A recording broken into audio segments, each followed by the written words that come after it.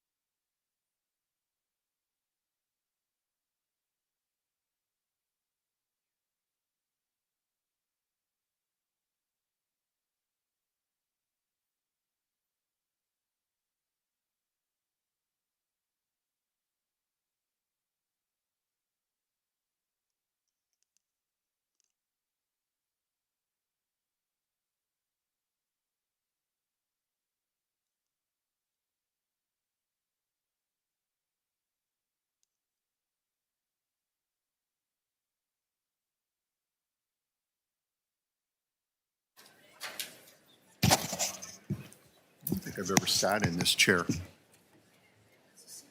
You want to switch? No, I can handle it. Good afternoon. I'm Russ Wenham, Chairman of the City of Reading Planning Commission. Welcome to our Planning Commission meeting here on this date.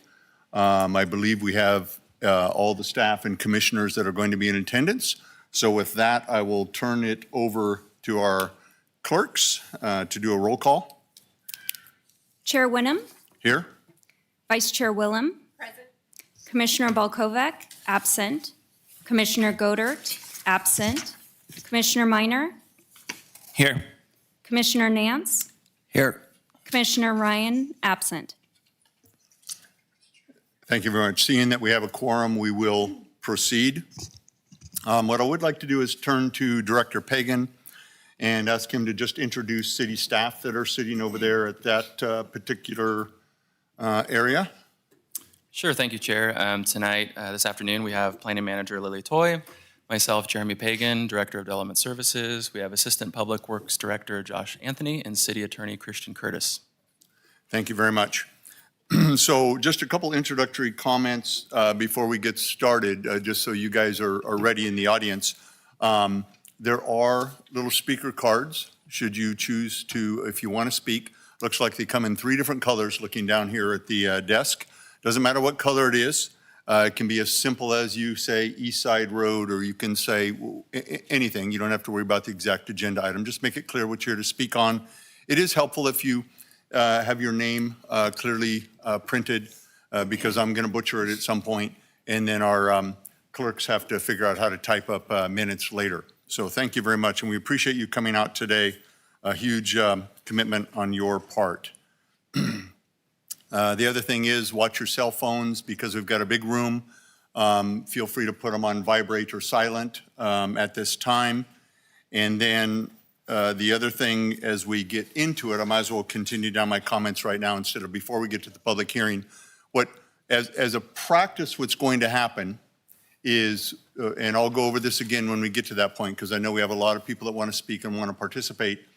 If you glance way over there there's 2 speaker spots. There's a low spot, if that works with you, with a microphone and a chair. There's a higher spot on a podium with a microphone. It's super critical, and hopefully I'm doing a good job of it right now. It's super critical that you put your face on that microphone. The microphones are not very good, and neither is my hearing. And so just really, we want to hear everybody, and so we just ask you to enunciate, be really clear and to the point, introduce yourself, whatever would be helpful for us to understand, context for your concern, which might include where you live, how this impacts you, that sort of thing. The other piece to it is, once the time comes, I'm going to try to get ahead of the curve and call one person up and also say who's on deck, using the baseball term, and then what's the next one? In the hole, I'll say number 2 and number 3 because I'll forget that part. And there's a couple chairs over there. You're welcome to and you're encouraged to work your way that way if you know your name is coming up. Because your time, and I mean this very respectfully, it is hard as an audience member to make it to the end of one of these meetings.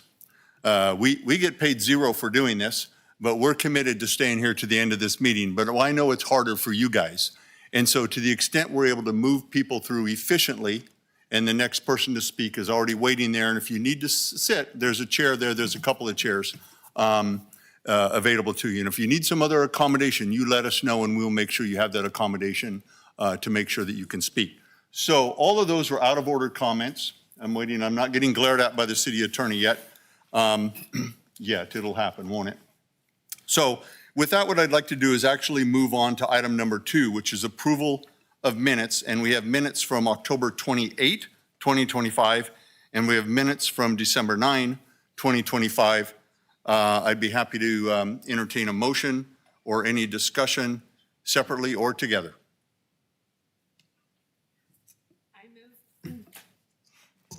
I move to approve October 28th, 2025 minutes, and I'm going to recuse from the December 9th. And you'll recuse from the 29th. Okay, so The 9th. So we have a motion to approve for the October 28th. Is there a second or any other discussion, clarifications? I will second. Very good. Call for the vote on October 28th. All in favor? Aye. Aye. Looks like we have 4 yeses. And then with the recusal on the December 9, my assumption is we just skip that item and we kick it down the road to the next meeting because we do not have a quorum. Okay? Okay, very good. So that one will wait. No harm, no foul. I will turn to staff. Are there any announcements that need to be made before we move into the Planning Commission items? No announcements, Chair. Very good, thank you. So Planning Commission items, consent calendar, we don't have any. The next item is public hearing, and it's public hearing 4B1, general plan amendment and rezone for property down on East Side Road. I think you guys are all, I always say, as articulated in the staff report and the agenda. And again, let me just give you just a little sense for the flow, because there may be some of you that this is your first time attending a meeting like this.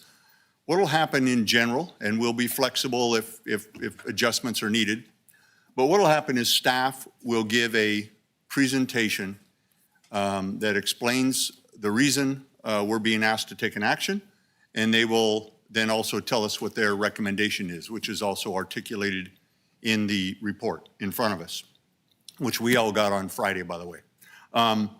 So we'll have a report from staff. Next, we will have commissioners. If we want any clarification from staff, we will have an exchange with them, just making sure we understand what they're proposing and why and any questions we have. Then we will open a public hearing, and that public hearing will stay open as long as it needs to be. Everyone will be given 3 minutes. There'll be a clock, and my voice can carry, and I'm going to start talking at right about 3 minutes, encouraging someone to finish and sit down. And that's out of respect to everybody. I know that that can be really, really hard to deal with, but we're going to ask you to do that. And then we'll move on to the next person we will work through. The next thing that tends to happen is audience members and something like this like to ask staff and ask commissioners questions from their lectern. And we are not going to answer. We are here to listen and learn.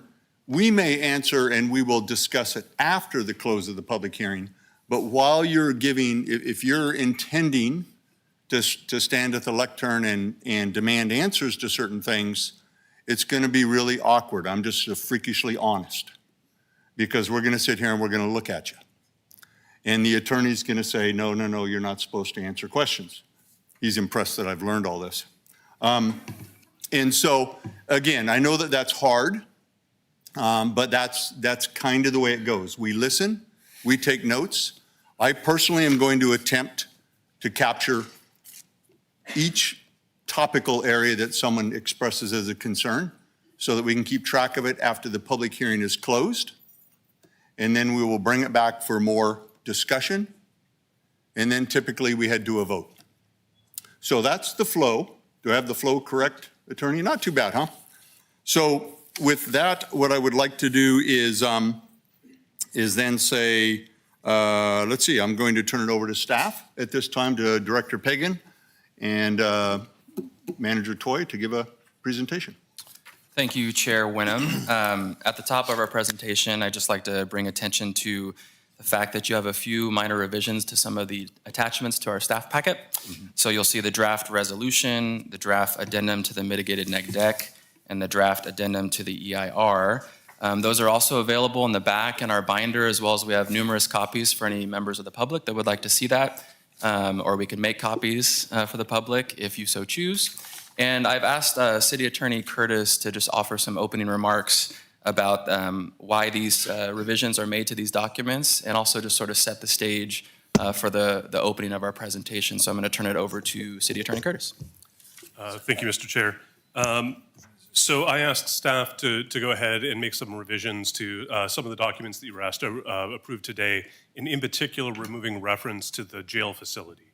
Some of this was covered in the report, but I do think that the way the information was laid out is potentially confusing. So I just want to make sure that I cover this correctly with the commission.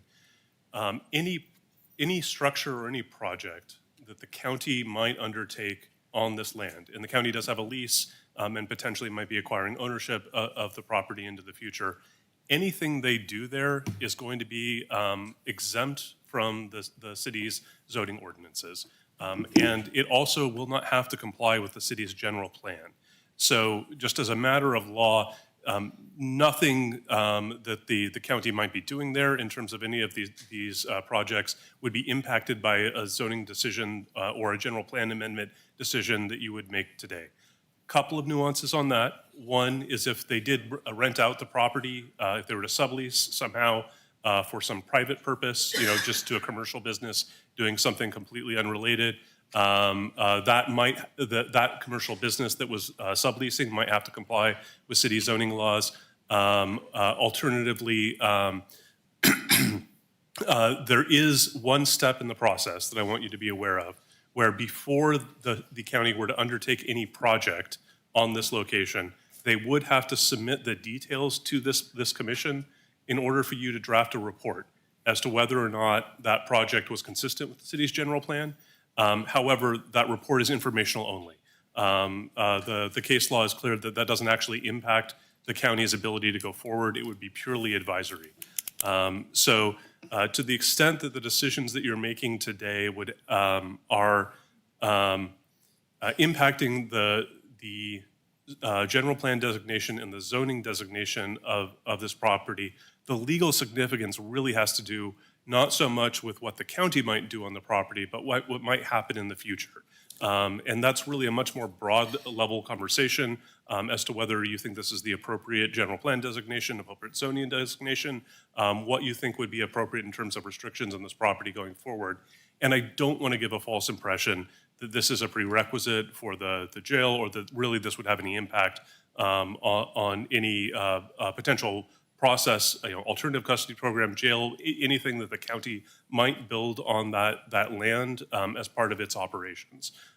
So I did ask that get removed from the resolution, from some of the other documents, just to try and make that as clear as possible. And I really wanted to make sure that the commission understood that before you got into the item and be able to answer any questions that you might have on that front. Can I ask a question? Because you gave a lot of information. So there is a lease agreement, correct? And so who owns the land?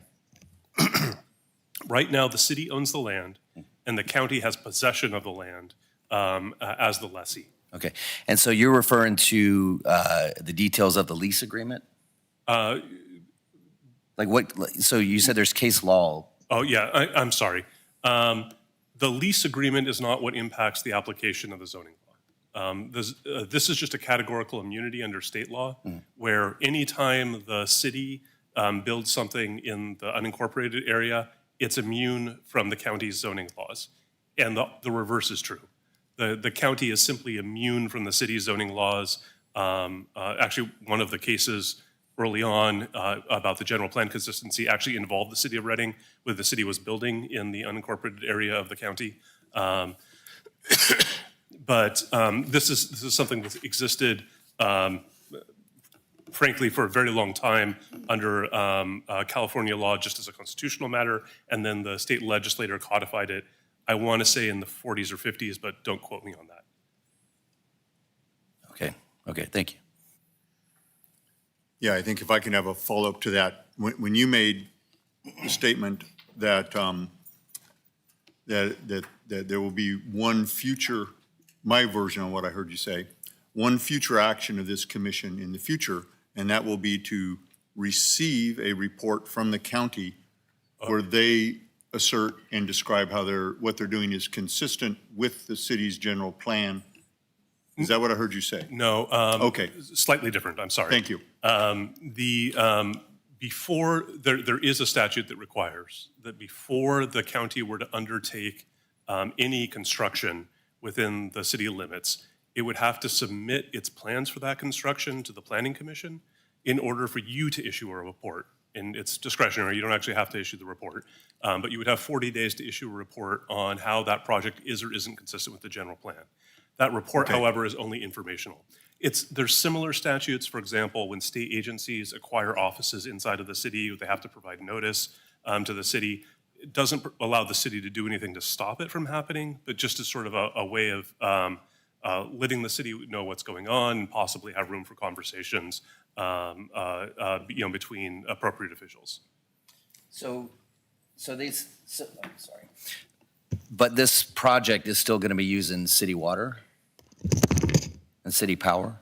Uh, And city utilities? Sorry, are you referring to whatever the county might Yes. do on the, yeah. Right. And I just want to separate that from the action that you would have. Okay, I'm per just asking project, for, yeah. so, Candidly, I'm not certain.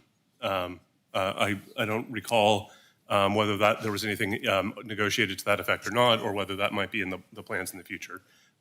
It would be not uncommon when the county sets up an operation within the city limits to use local utilities as opposed to something else. But I'm not certain in this case. And that's to be determined. We haven't seen development proposals, drawings. There's been no permits issued and or applied for at this juncture, so it's to be determined.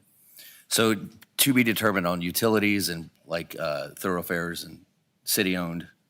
Yeah, my Asphalt and understanding, roads. my understanding is that project, I think, just recently came under contract for design phase. Okay. So we're a ways out from understanding those details. Okay, thank you. Go ahead, Commissioner. So thank you for this. I think this probably was triggered maybe by my email earlier, but you kept using the word discretionary. So can you explain to us how this would not be a discretionary decision based on CEQA? Yeah, well, let me back up a little bit. If we're talking about the general plan amendment and the zoning change, that is a discretionary action. Okay. I would just recommend that you look at that in terms of what that is, which is a change to what would be allowed on the property, and not in terms of the proposed use, which will be unaffected by whether or not you change the zoning designation. The legal effect here down the road really is going to be what some private owner might be able to do if and when any facility that's built now might close. If we're talking, I don't know how many decades in the future, or if the project were never to get off the ground and ultimately end up in private hands, that's really where this is going to have significance. So the distinction I'm trying to draw here is that the zoning change and the general plan amendment change aren't going to impact whether or not what the county wants to do is going to go forward, because it's just not going to have any legal effect on them. It's going to be what that does for any private owners if and when this land enters into private ownership. This is a good sort of logical moment when it's leaving city control just to revisit zoning. But at the end of the day, really you have the discretion as to what recommendation you want to make to city council as to what general plan designation would be appropriate here, what zoning designation would be appropriate here. And that's really going to operate independent of what the county might do, because it's not going to have any effect on their ability to do that. I have a follow-up question. So that the terms of this lease agreement between the city of Reading and the city, or the county of Shasta, does that Shasta County, does that extend to private entities, subcontractors, who they sublet to, or does it just stop at the Shasta County? So you're quizzing me on details of something I haven't read in a while, but I believe that the document, so the document, as I recall, is limited to specific uses. Shasta County, as the lessee, as I recall, has to have approval from the city before it's able to enter into any sublicense or sublease. And then that would likely be restricted to whatever uses are in the license or lease currently, or what might be negotiated at that time. In terms of how that might relate to zoning, I mean, that would really be if the city and the county were to negotiate something to allow the county to put some sort of private operation on there, not something related to their operations. The contexts I'm aware of are where, if, for example, the county just wanted to rent it out to a commercial business to use the property for, I think it's currently heavy industrial. So, something that would be allowed there, would that be affected by the potential change to public facility? But I will say that's getting a little speculative, because I don't believe any of that is currently allowed under the lease. I think that would all be a separate negotiation. Okay, thank you. Any other questions before they move on to the rest of their report? Very good, thank you. I'll turn it back to Director Pagan. Okay, thank you, City Attorney Curtis. With that, I'm going to pass it off to Planning Manager Lily Toy, who'll be offering a brief presentation to summarize some background and give some context regarding the proposed rezone and general plan amendments. So take it away, Lily, thanks. Thank you, Director Pagan. Commissioners, good afternoon. So before us is a project that's And Ms. located on the southern limit of the city. Excuse me, Ms. Toy, remember our conversation yesterday? We're both losing our hearing. Or sorry, I am. So can you get just a little closer to that microphone? A little bit closer, yes. Thank you so Absolutely. much. Let me pull this We chair. literally had a conversation about this yesterday, joking, making did. fun of each other, I think. Thank Go you. ahead. All right, so better. All right. So property is addressed at 7251 East Side Road. It's approximately 91.3 acres. Adjacent uses are the wastewater treatment plant to the north, Haven Humane Society also to the north as well. To the south, we have residential. And to the southeast, we have industrial and commercial. Across 273, we have mobile home parks, industrial, commercial. And then just further south of ACID is industrial and commercial. So let's get into a little bit of history as far as properties owned by the city. The city occupied, actually purchased in the early 60s, the wastewater treatment plant. And then in 66, we constructed the wastewater treatment plant out there. And then later in the late 60s, we acquired the subject property. This was done for future possible expansion, also to create a buffer for odor. And then over the years, we have not developed that property, expanded on it. We have leased it for grazing. In the 80s, this was annexed, this whole entire area was annexed into the city, so it was developed in the county back in the day. Then in September 25, last year, council entered into a lease agreement. As we go into what is a pre-2000 general plan, I wanted to bring up a little bit of history, what this was general planned as in this area. It was actually GI, General Industrial, and then the sewer ponds of treatment plant was actually residential. And then when we redid that in 2000 and existing today, we redesignated that to heavy industrial to be consistent along East Side Road. And on the subject property, we had anticipated maybe putting a park, so we did a general plan that eastern corner there as park. And then there's a sliver of riparian that we retained as open space greenway in our general plan. And what is being proposed is public facility institutional, for the portion that is park and HI. And let's go into a little bit of zoning. As far as existing zoning, the site is HI with PF and OS.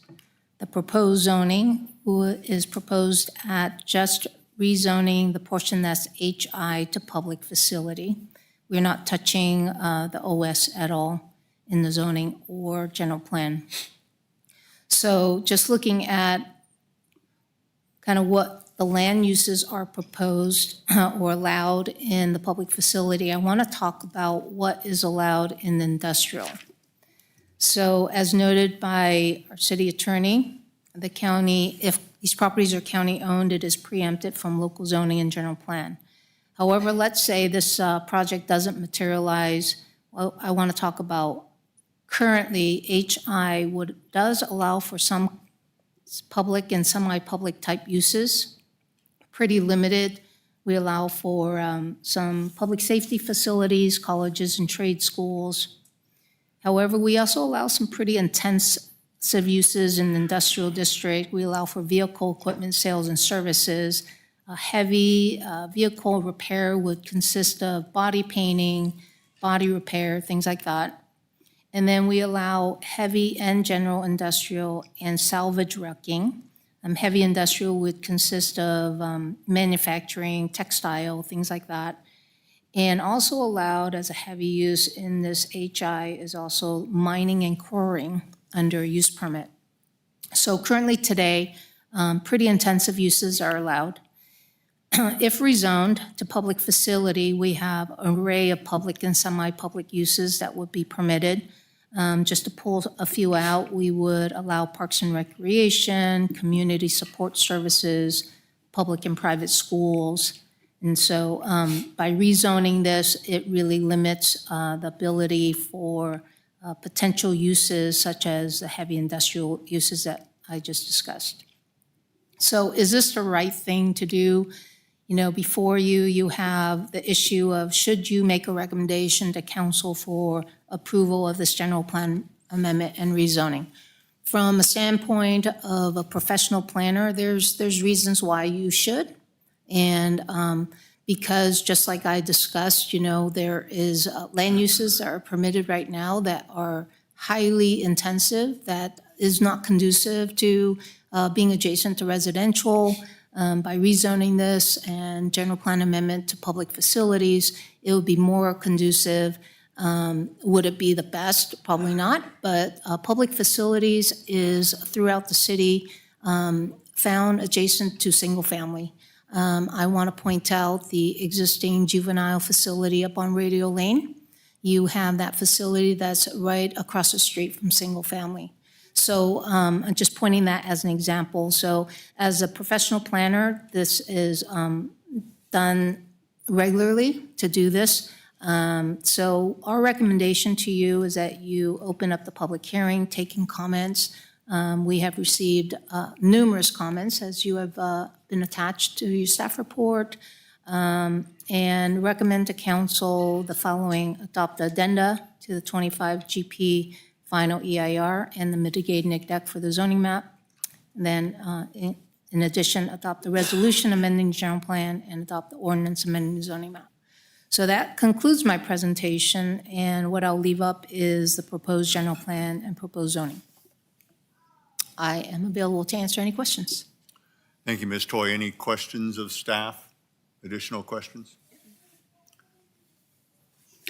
Thank you very much for the presentation. I'm going to try to, I'll probably show my lack of knowledge by some of these questions, but I'm going to try to ask a couple of CEQA questions. In the CEQA process that we just did, adopting the new general plan, how does CEQA look at this zoning going from HI to public facility? Does CEQA in general, and I know I'm not talking about a future possible use, but in general, does CEQA accommodate that transition or say, okay, yes, this is a lower intensity CEQA use, so therefore it would be included within the CEQA process that we already did? Yeah, I can take a stab at that. I mean, I would turn your attention to the addenda to the environmental impact report. So just as you described, we're essentially asserting that this land use is less intensive, the public facilities, than heavy industrial. And so from a CEQA standpoint, it's not likely to cause substantial effects that weren't already considered in the environmental impact report. In fact, it's assumed based on that land use table that Ms. Toy just described that it would be less intensive and less impactful. So we're not, that's why we're allowed to do this, or we're proposing the addenda to the EIR. So it was considered during the general plan development as HI. So this addenda would then formalize it as a PF district. So in theory, from a zoning law CEQA standpoint, we're moving to a lower intensity zoning. So it's accommodated within the CEQA process that we already have done from a city perspective, not the future possible use. The way that I would put it is that anytime you're taking an action, and this would be another discretionary action that you're taking, CEQA requires you to look at the environmental impacts of what that action would be. And to the extent that you've already studied more intensive impacts at this location. They're okay with you dialing it back? Yeah. Now, you're still making that finding in the addendum, or recommending that the council make the finding in the addendum, based on that logic. But generally speaking, yes, that logic is sound. So if we turn this around and we say, hey, we're going to take a public facility and I think maybe we're talking about some of this with the riverfront plan, a public facility, and we're going to rezone it as heavy industrial, CEQA would look at it and say, hey, you probably haven't done all the work to make sure that we're mitigating the impacts. We need to do, I don't know if that would be a mitigated Yeah, you negative probably deck. have, you might end up with an addendum, you might end up with an initial study, you could have a negative declaration. Each time you go through it, what is the specific project in front of you, and take a look at what the potential environmental impacts are that, and then that sort of guides you as to what your document looks like. Okay. And that would get into the more specific, what is the actual use being proposed, not just what's the zoning that's going to change, but what's the use? Well, and that's going to depend a bit as to whether or not you are, it's not uncommon to have projects where you have both a rezone and a use permit application in front of you at the same time, and you actually do have a specific project. Right. Right, and the approval that you're giving is for that project. This is more akin to what is the impact of a rezone in the abstract, right? If there were no, let's say that this were just entirely in private ownership and there were no proposed projects in front of you, you'd have to be analyzing the action of the rezone and the change in the general plan designation from the standpoint of what does that mean in the abstract? And then that is your environment, that is what guides your environmental analysis for what that action is. The same way that for the general plan, you're studying the possible uses. You don't actually know at the time you adopt the general plan what uses are going to pop up at different locations.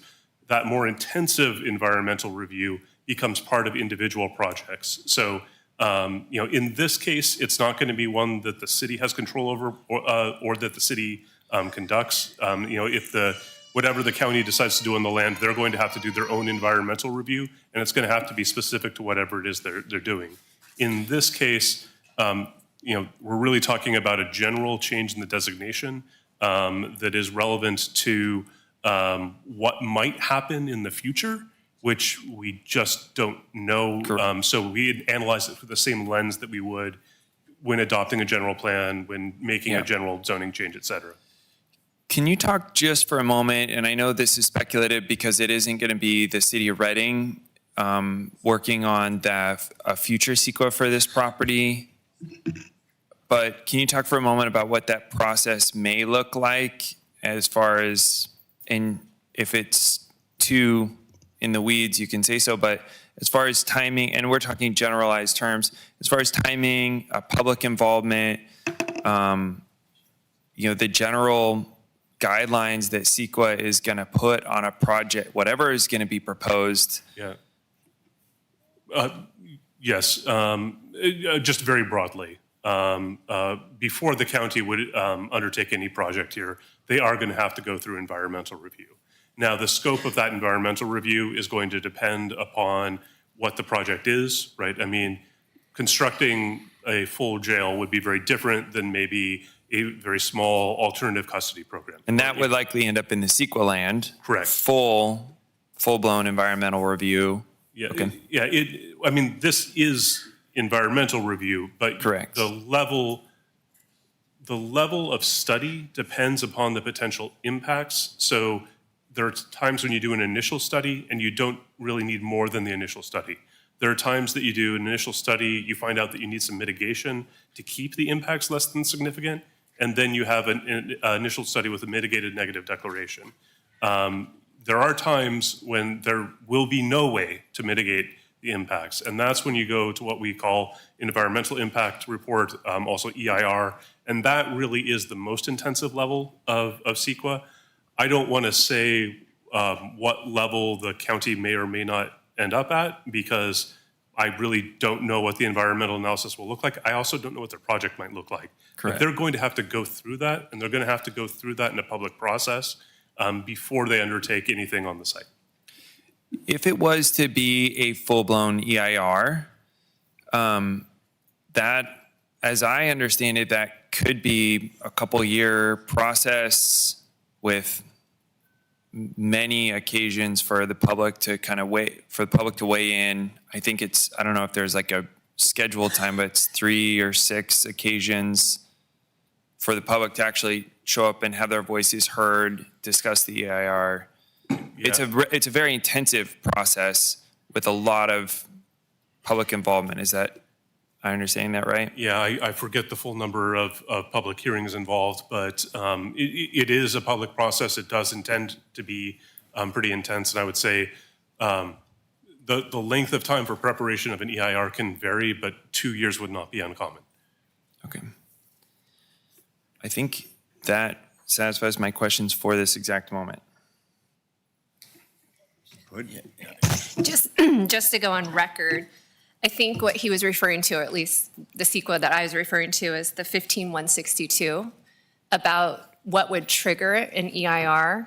And I kind of feel like since the city already did a lease agreement with the county, they put the cart before the horse.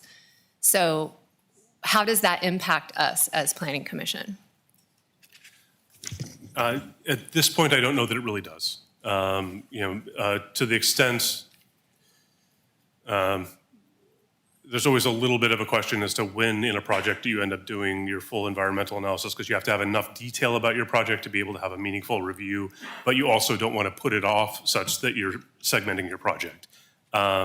In terms of the lease decision, that's not something that would be before this commission, and frankly, that's already done. That is in effect. So really what your environmental analysis is at this point is for what the action you would be taking, which is looking at the rezone and the general plan amendment.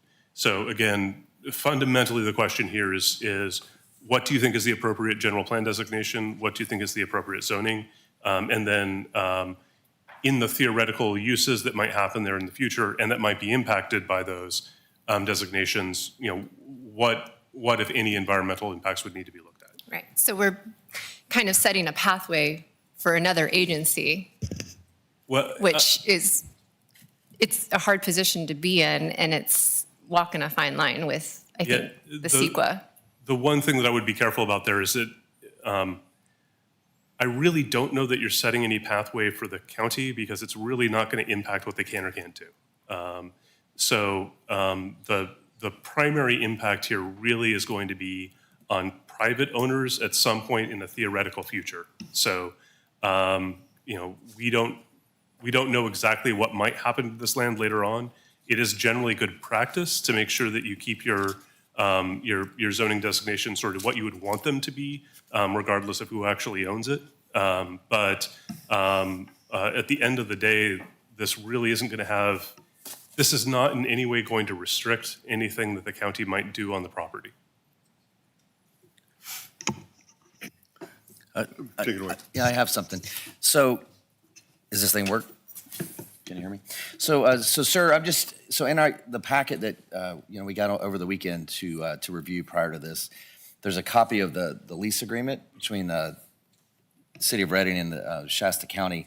And it says, it seems like we're dancing around what they want to do with it, but this is the lease agreement between both of these, cities, but it says consisting of approximately 90 acres of undeveloped land premises for the purpose of developing and expanding custody operations defined herein to include, but not limited to, expanding the alternative custody program and construction of a new jail in Shasta County.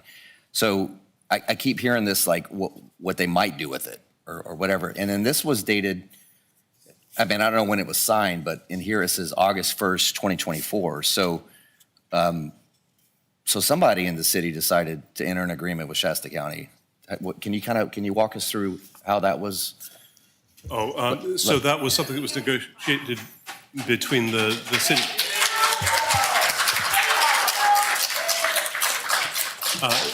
That was an agreement that was negotiated between the city council and the board of supervisors. So there were a series of meetings by both bodies. There was some back and forth, and ultimately the two bodies did vote to approve that lease agreement. Okay, so this is not, I keep hearing like what they might do with it, but this is what they are going to do with it. Because so back then, so August 1st, 2024, the council knew that they were basically giving up this land that the county could do whatever they want with it? Yes, within the terms of that lease. Understood. Okay, thank you. Thank you for the clarification.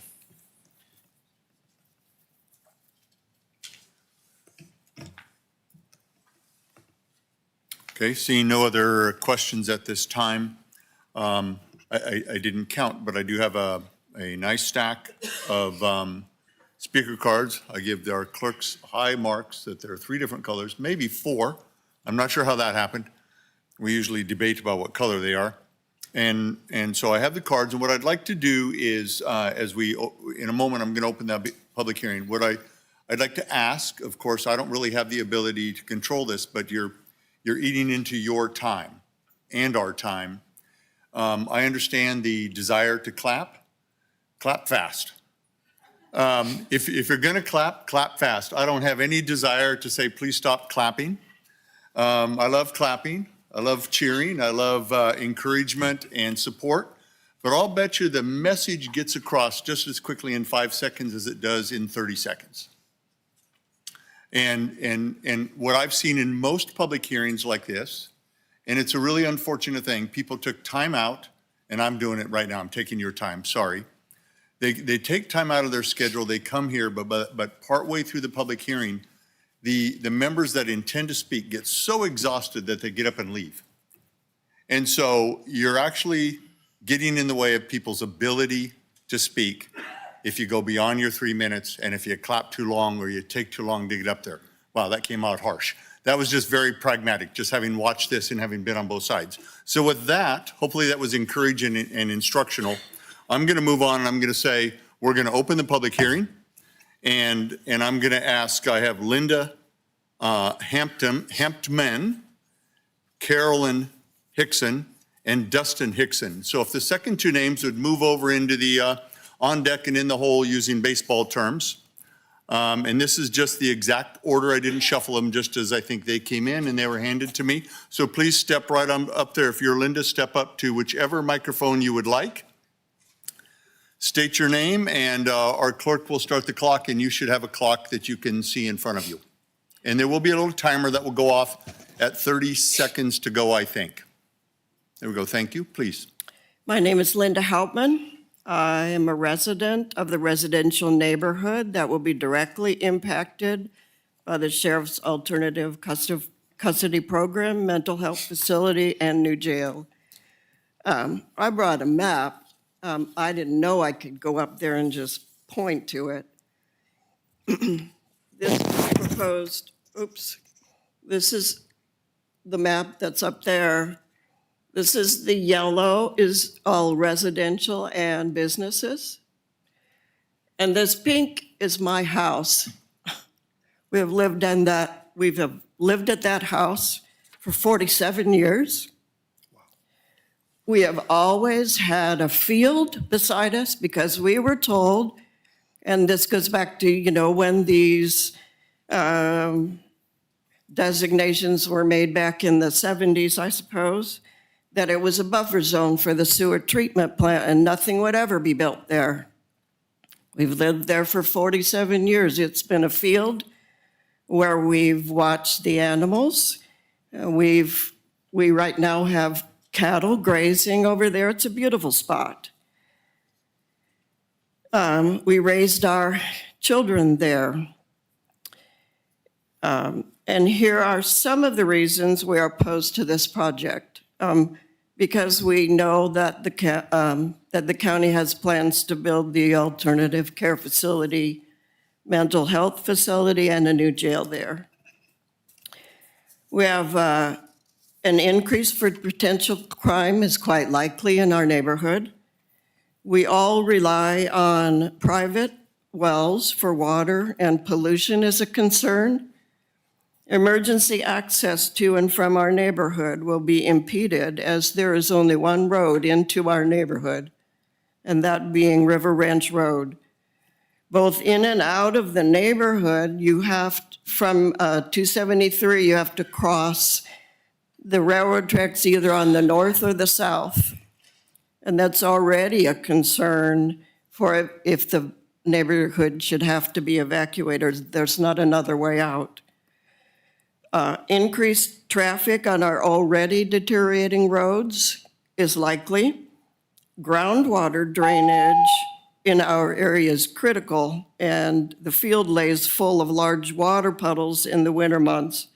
and in the spring hatches a significant number of frogs, which we enjoy. Increased noise and light pollution for all day and all night if there's a jail that goes in. Loss of wildlife to their habitat in the field, and our loss of enjoying their viewing. We typically view foxes, turkeys, and deer, and regardless of the zoning classification, cattle graze in the field also. Thank you, Linda. It was a shock to us that this facility, is that for me? Yeah, I'm sorry. 3 minutes goes really fast. You became the unfortunate one that shows everyone how fast 3 minutes goes. But yes, three minutes are up. Oh, okay. But thank you very much.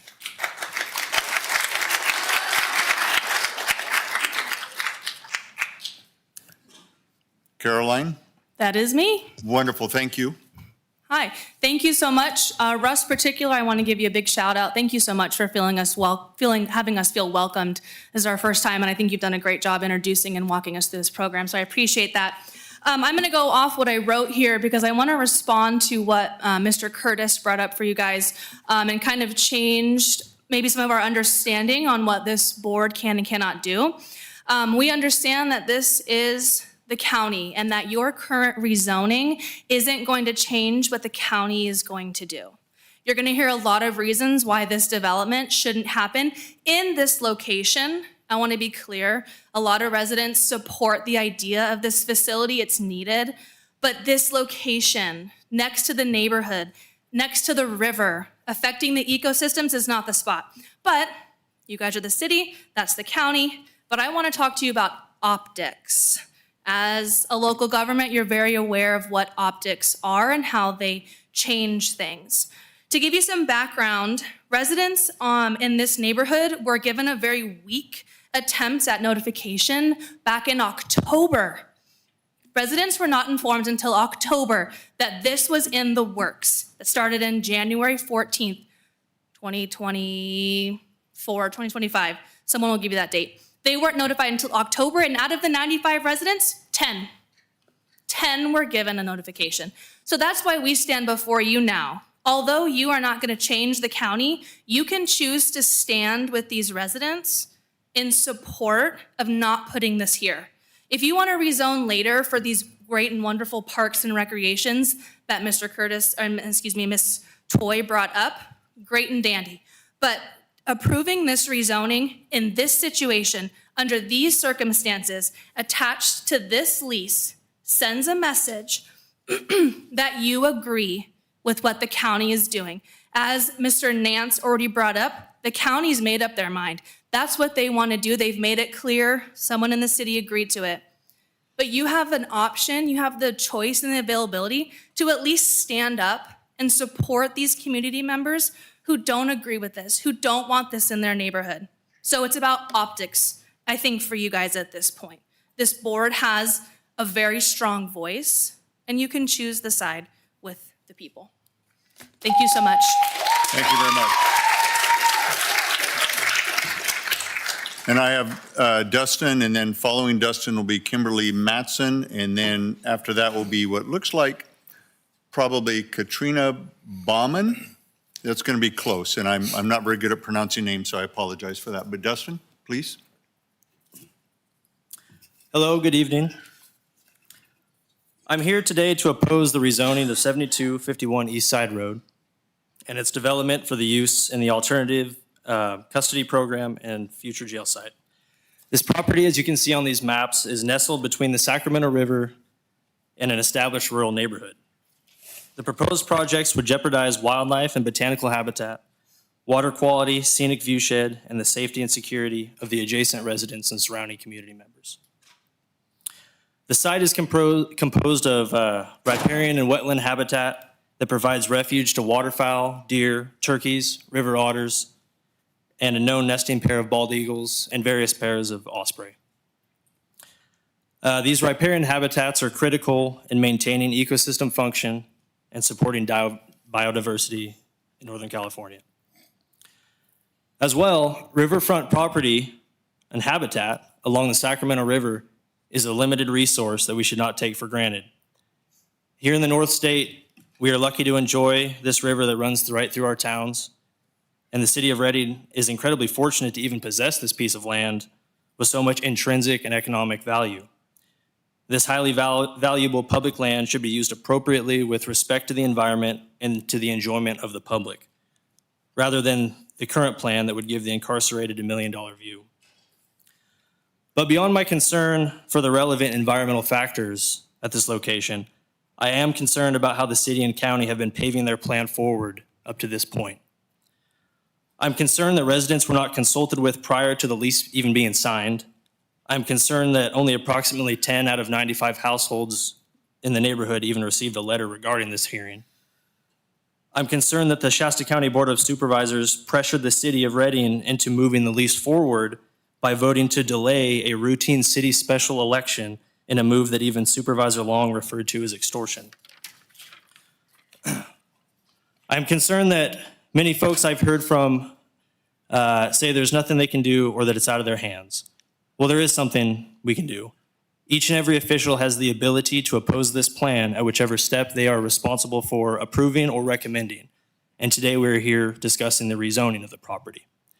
I would like to take note that while presenting this item of rezoning to the Planning Commission is under the lease, approving or recommending of the rezoning is not, and therefore the rezoning can be denied, and this is not a done deal as some officials have led us to believe.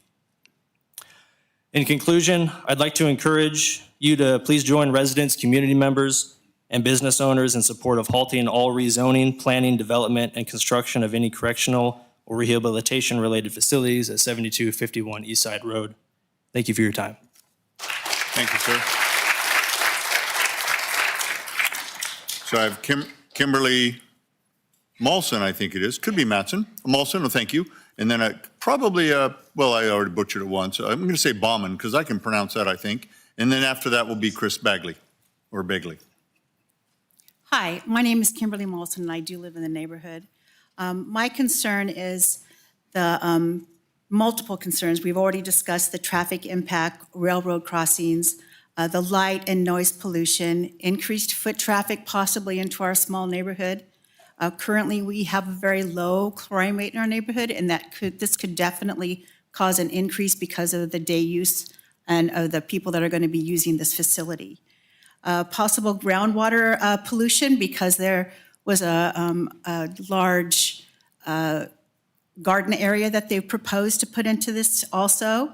The impact to wildlife, we have nesting bald eagles, ospreys, migrating birds, the salmon habitat, and other fish species that are in our area, let alone the deer, the fox, the raccoons, the coyotes, and the migrating birds that come through our neighborhood.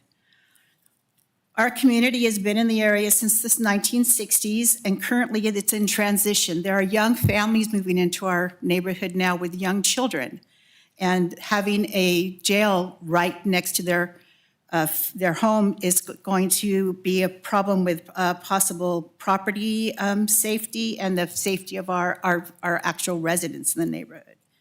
And we've already had a possible property value decrease in our area also. I contacted a couple of real estate agents and asked if I wanted to sell my home, and a lot of the neighborhood, a lot of our residents have considered moving out of the area because of this proposed facility. They said that it would be very difficult to sell our property with the proposed because we would have to tell the possible people that were going to be buying the facility, our homes, that this was going to happen. So the possibility of selling our properties, which a lot of these people have lived in for years and have large equity built up, they're not going to be able to get what they expected out of their properties. So I thank you for the opportunity to talk to you, and hopefully you'll vote against this. Thank you.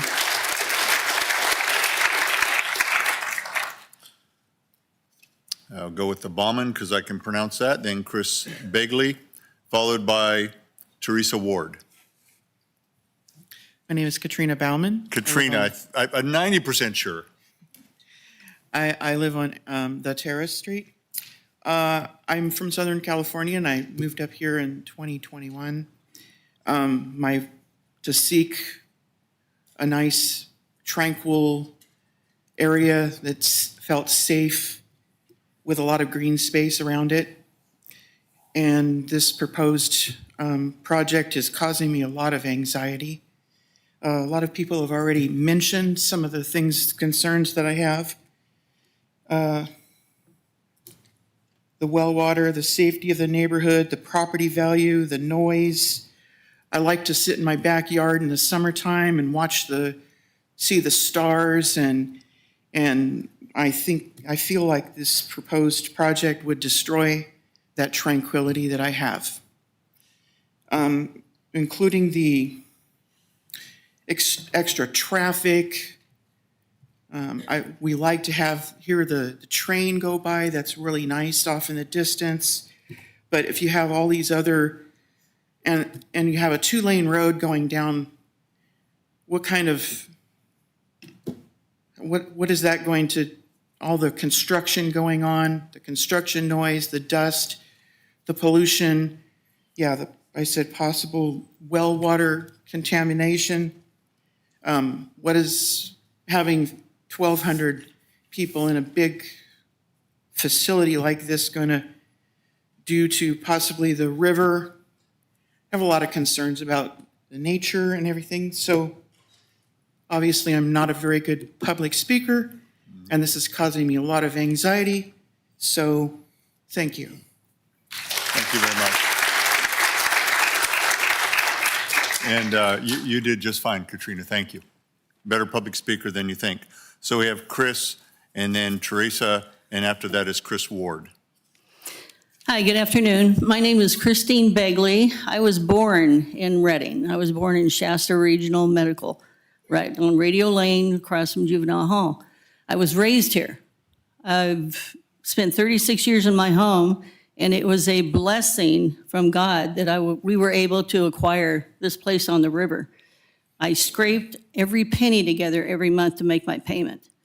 And now with this monstrosity, I'm sorry to say, going in, my house is now, I know my house now is probably worth about $1 million. I'm on the river. A house a couple doors down sold for $1 million. A gentleman here tried to sell his house, and the realtor told him he had to deduct 20 to 30% off his sale price. If I sold my house for $1 million, I'd have to deduct $200,000 to $300,000 off of my home, which was my retirement. And I was going to pass this home down to my kids. My kids have no interest in it now if this thing goes through. I'm going to tell you on a personal level that I was raised very, very poor. I had to fight and scrimp and save for every penny I ever had. I had to work 7 days a week to go to college, put myself through school. I was a school teacher here in town for 36 years, athletic director, head of the department. I'm a pretty well-driven female. And my husband and I worked very, very hard to get our home exactly the way we want it to be. We've had 20 swans on the river this last year. We had 30 pelicans. We have deer in our backyard every night. I have cameras all over. We get to see the wildlife. We've had fox. We've had great big deers that actually were butting each other's head in my backyard. I get up in the middle of the night and I could sit there and I could watch these 3 bucks hit each other in the head. It was amazing.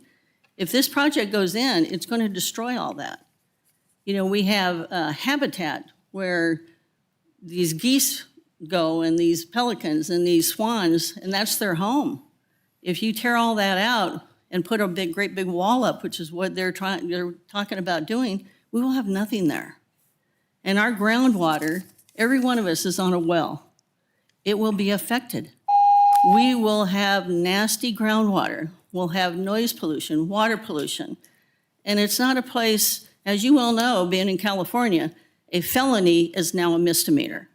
So we're going to have people that are felons that are going to be going down there with ankle bracelets on, and you all know that they cut those off and they go wherever they want to go. It happens all the time. I don't want Shasta County, that I love, to become another polluted city in the state of California. Thank you, Christine. So I have Teresa, then Chris Ward, and then Seth Magana. I don't know how to pronounce that. I don't know if that's an N or an H. Hi, my name is Teresa Ward, and I want to thank you for giving us this time to speak about our homes. May I ask you to get just a little closer to the microphone for me? Thank you. Okay, is that better? Thank you. The letter that we received was out of one of the 10, claimed that this was a campus. This is not a campus. This is not a school. These are our homes, our families, our children, our safety. It's a quiet neighborhood. And why anyone would decide to put this facility, which we dearly need, in a residential area is beyond belief. We have worked hard to keep our neighborhood where it is. You know, would any one of you want this in your backyard? You probably wouldn't, but you're going to put it in ours? Why?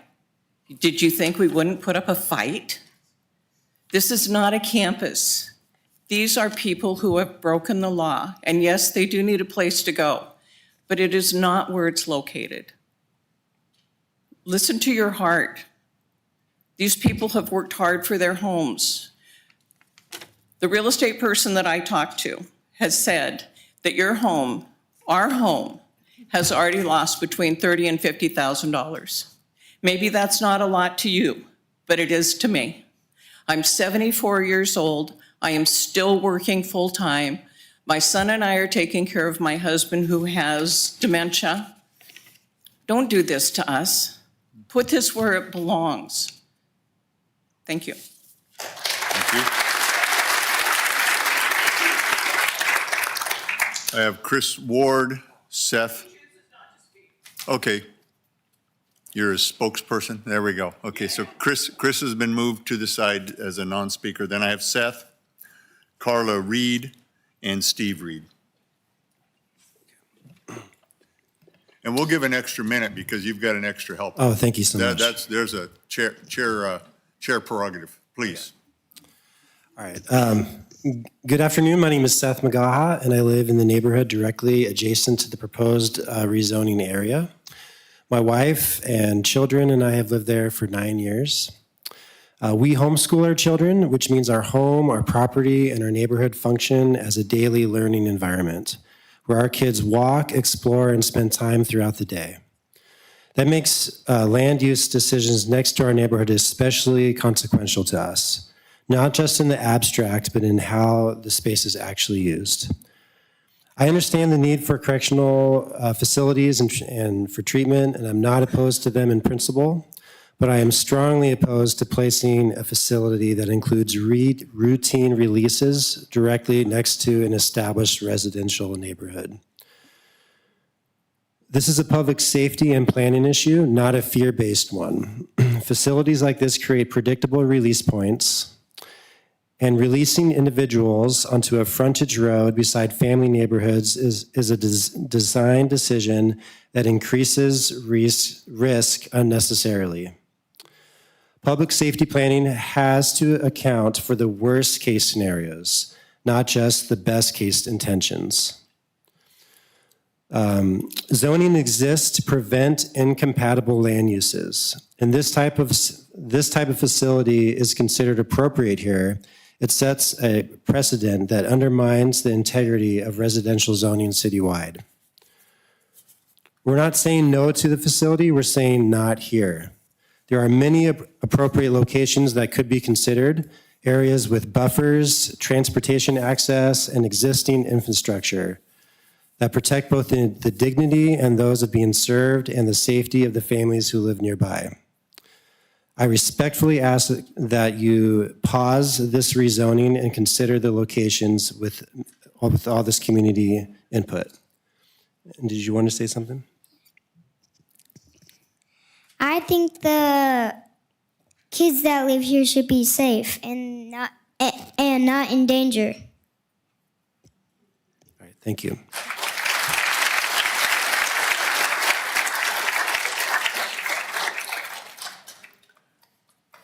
Thank you. So I have Carla Reed, Steve Reed, and Sherry Stripling. Thank you for allowing me to speak. I hope that you have read the submitted letters of concern and come to this meeting with an open mind and are willing to consider the valid reasons why the property at Eastside Road is not the correct location for the Shasta County campus that the sheriff is proposing. Softening what it is called does not change the reality of what it really is. A 1,200 plus jail, a 100-bed male community reentry program, which any felon in the prison who has 32 months less on their felony sentence is eligible to come here to a semi-secure facility, and an alternate custody program with convicted inmates coming and going at their free will with access to the surrounding area. Part of this property is zoned parks. The agenda packet on page 23 states that the agreement with the county only requires the rezoning to be presented to the Planning Commission. The agreement does not obligate the Planning Commission to recommend the City Council approve this request. How can property that is presently zoned parks, which is next to the Sacramento River, be equivalent to institutional? This is not a minor change. On page 22, there is a list of possible uses. Who even thinks that tobacco product manufacturing, textile mills, chemical manufacturing would want to build at this location? Mining and quarrying would pollute the river. Under these examples is stretching the possibilities. There is already a recycling yard that could be used for salvage and wrecking that sits empty at the north end of Eastside Road. This field is a diverse wildlife habitat, teeming with animals, birds, and a bald eagle pair. To our dismay, we discovered that someone removed the eagle's nest with only a few sticks left on the ground. To not do an environmental study before the rezoning is wrong. Once it is rezoned, the plans will be set in motion, and there will be no going back and repairing any damage that is done. There is a real concern as the 96 homes that are directly south of the proposed development depend on wells that are shallow. I just had to replace my leach field on top of the ground with a 3-foot-high concrete wall covering my whole front yard. The 600-gallon pump tank that I had to install and my septic tank had to be encased in concrete to the top of the ground. I am only 5 houses away from the border. Just south of this field, salmon spawning habitat was recently restored. The runoff from animal waste, agriculture chemicals, parking lots, and buildings will pollute the river and could possibly damage the habitat. The Sacramento River is a vital tourist destination for fishing. The reality of this being built next to our nice, quiet, safe rural neighborhood has already caused emotional harm. This complex will completely change the dynamic of the area. Children wait for their school buses on our streets and play in their yards. It will be just a matter of time before one of them will be harmed.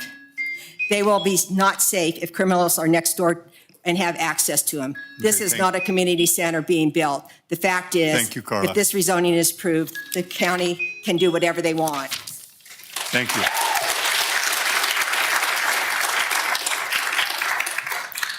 Steve Reed, Sherry Stripling. Sherry was going to pass? Okay. So I have Steve Reed, then Chris Enriquez, I think it says. And then after that is an Andrea Wamette.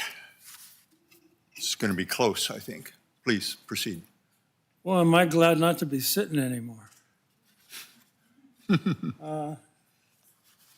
Commissioners and staff and ladies and gentlemen, the fact is, if this rezoning is approved, the county can do whatever they want. They will not be, there are many older neighbors there in our neighborhood, and they would be able to finish their lives in safety and financial security if this doesn't pass. This will be taken away from them if it does pass.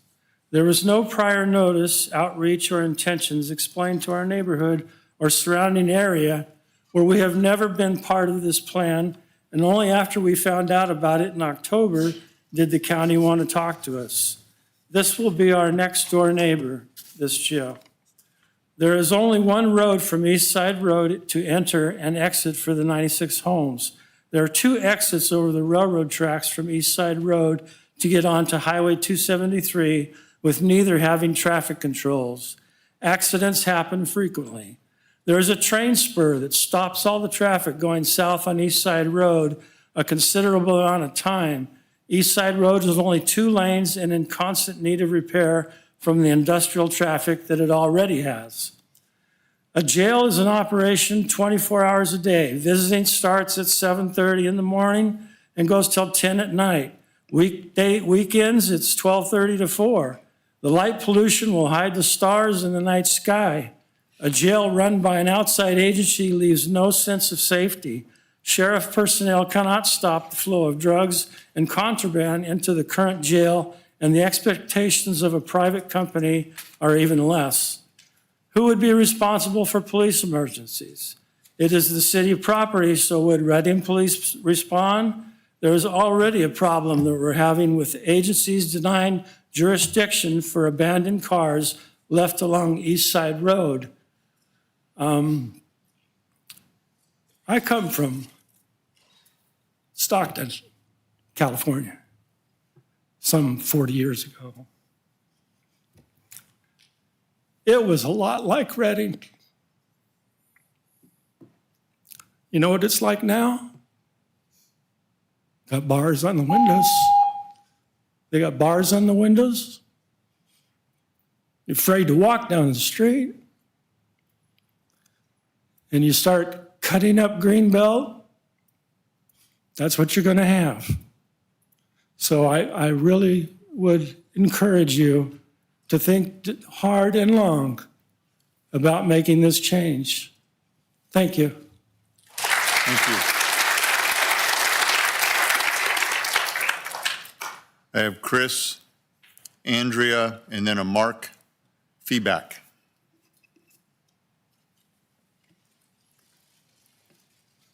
Good evening. My name is Christopher Enriquez. I live on Rivercrest Drive, which is just south of the proposed zone here. I'm opposed to the rezoning amendment and rezoning application approval for the following reasons. These reasons are quoted from your 2045 general plan. Community development and design element. Goal number 9 states, preserve the existing community character and fabric and promote the development of livable and cohesive districts. Policy 9B states, establish standards for infill projects in existing residential neighborhoods that respect existing neighborhood scale and character. Threshold of significance. Appendix G of the CEQA guideline states, except as provided in Public Resource Code Section 21099, a project would normally have a significant effect on the environment if the project would create a new source of substantial light or glare, which would adversely affect day or nighttime views in the area, in combination with past, present, and reasonably foreseeable projects, result in cumulative impacts with respect to the aesthetics. We know what the future project is going to be. Biological resources. Developed within or near habitat for special status wildlife species could result in adverse impacts to these species. Potential impact related to individual species include a special status birds, bald eagle, or actually a pair of. The biological resource assessment for the Wyndham Lane subdivision that was completed in March 2023 by Galloway Enterprises. On page 9, the map shows bald eagle presence and habitat at the project site here. Utilities service systems. Policy PF1C states, when reviewing applications for land use designation changes, which is what we're doing here today, the city may require a thorough analysis of the impacts of the proposed changes on the city's infrastructure system and require mitigation as appropriate. If you look at your lease agreement, you will see in there that the city's sewer, water, and electrical system is part of the lease. The appropriate mitigation is to deny the rezoning general plan amendment. This location is not appropriate next to an established neighborhood, nor is it in compliance with your own city's general plan, goals, and policies. To add, we heard in the presentation that public facilities was an easier designation than heavy industrial. Well, I don't think public facilities was planning on, or we're looking at 300 plus daily individuals in the ACP program, plus the 1,200 and even more than that. So the population is going to grow exponentially. Thank you. Thank you, sir.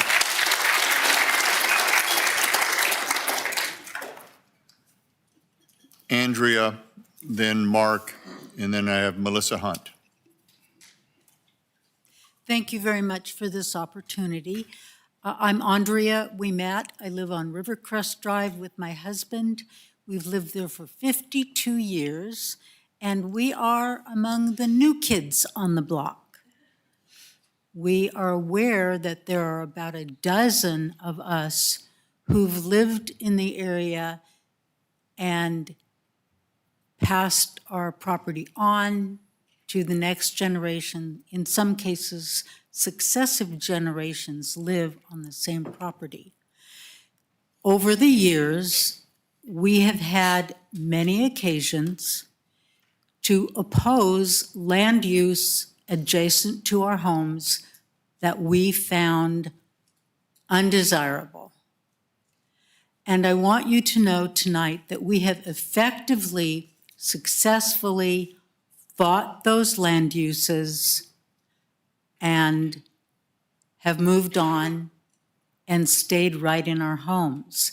This particular land use, I am given to understand, has no opportunity for creating buffer zones around it, that because it's a public facility run by the county, they can pretty much do whatever they want.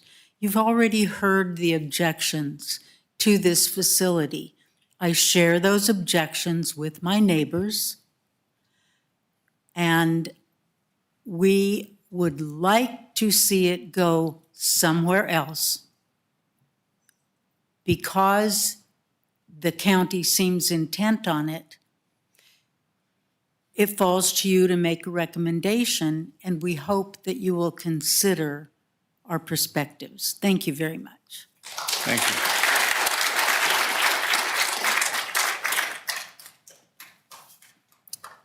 I have Mark Feeback, Melissa Hunt, and then Adam Sergerson. That's going to be close. Hi, I'm Mark Feeback. I live in the area, or in the neighborhood as well, on Rivercrest Drive. And I'll be honest with you, I'm all in for safe community, but importing inmates and their families just makes problems worse for our community, as well as the entire Shasta County. Through the MCRP and the ACP, you're going to be bringing a lot of people that we don't want in our county. I've heard members up here say that this is a less less impactful than the way it's currently zoned. I don't think anything could be more impactful than a 1,200 inmate jail here. I mean, we're talking our entire community, the whole Shasta County. What could impact us more than that? It just blows me away. I also understand that the county would not hold a special election unless the city signed this lease. I believe that is extortion. I understand the lease is for 30 years for $0. Man. I also understand the property will sell for $1 at any point after the 1 year after that they've got the program up and operating. Is this carrying out the fiduciary responsibilities of our public officials? I don't think it is. I also understand that there's probably some Brown Act violations, holding secret meetings, failing to agendize properly held meetings, holding meetings in non-public forum. I think all this has taken place. And I do believe that you guys could probably fix this. The fastest way to rectify these poor business decisions is to deny the rezoning. So, thank you. Thank you, Mark.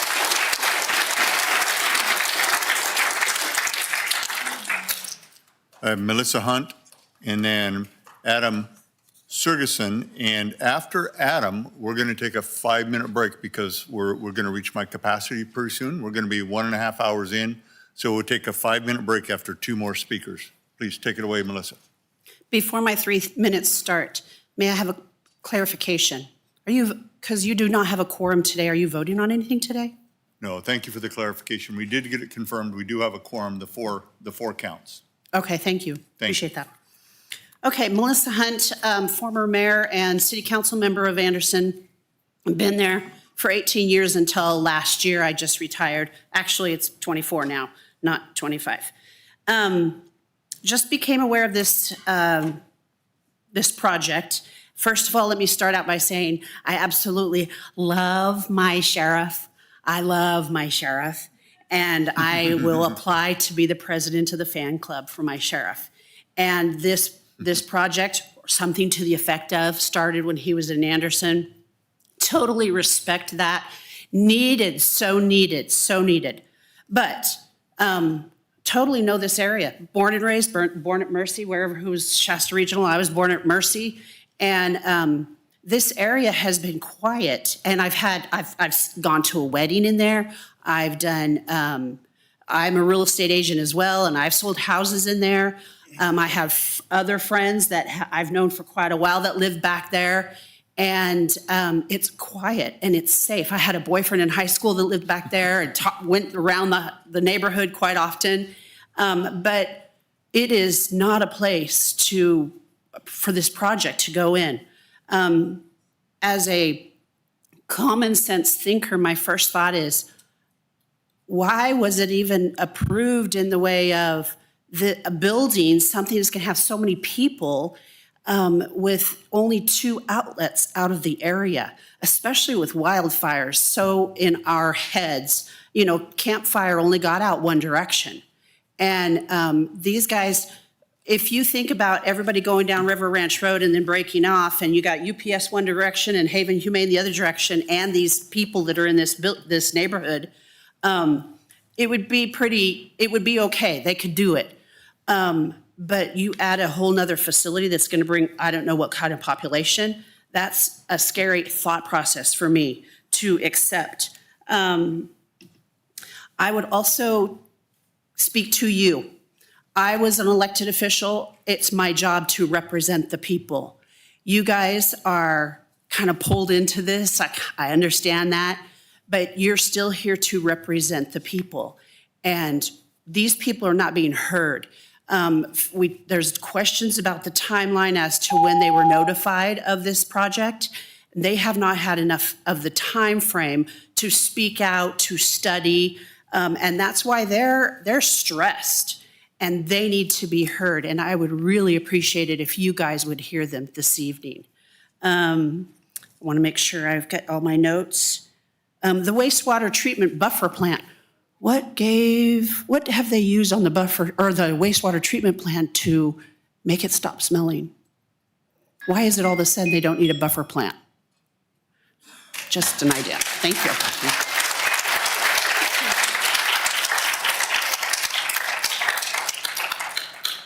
So we have Adam, and then after that, we'll take a 5-minute recess. Thank you for the opportunity to speak this evening. I'm not here to debate the necessity of these programs. As a person of faith and conviction, I believe in the second chances and allowing people the opportunity to make changes in their lives. I'm here today because, like most of you, I want to see Reading actually follow the plan that took so much time and consideration to create. I'm talking about the 2045 General Plan. Right now, there is a massive gap between what that plan says on paper and what the county is proposing to do to our riverfront and our neighborhood. Just a few months ago, on August 28, 2025, a report came out of this building saying the goal of the city manager and city council for this lease agreement was to help us feel safe where we live, work, and play.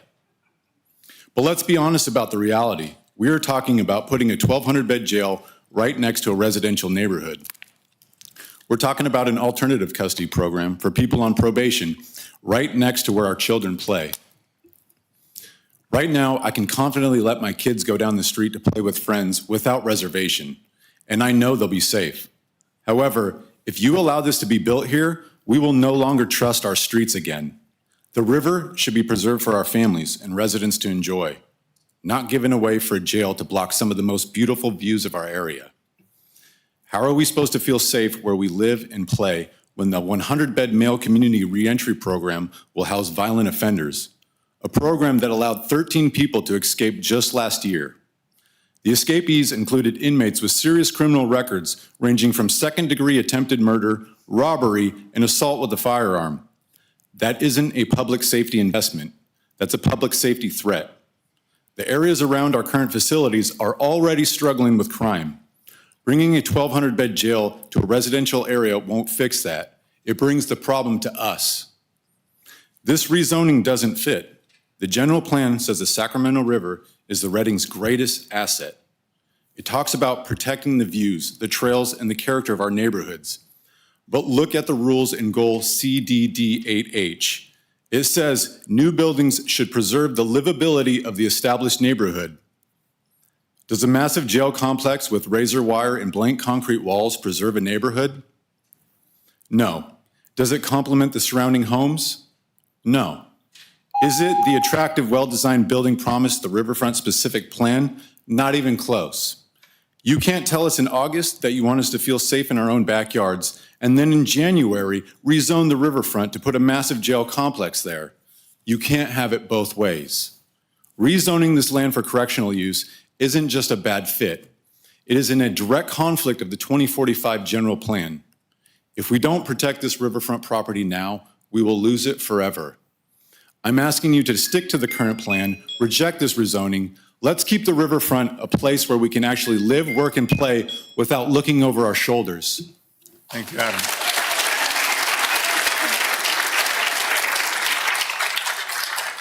So I'll close the public hearing, take a 5-minute recess, and we'll be right back in 5 minutes. Thank you.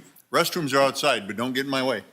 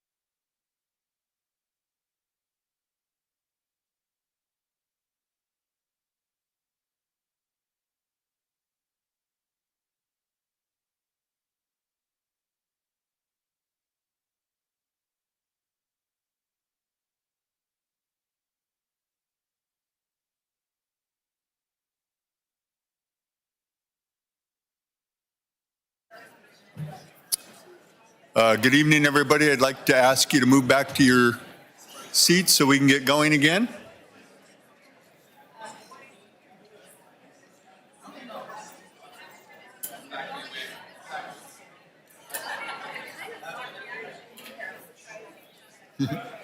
That's where you find out whether you have any real authority. Good evening. I'd like to have everybody move back to their seats, please.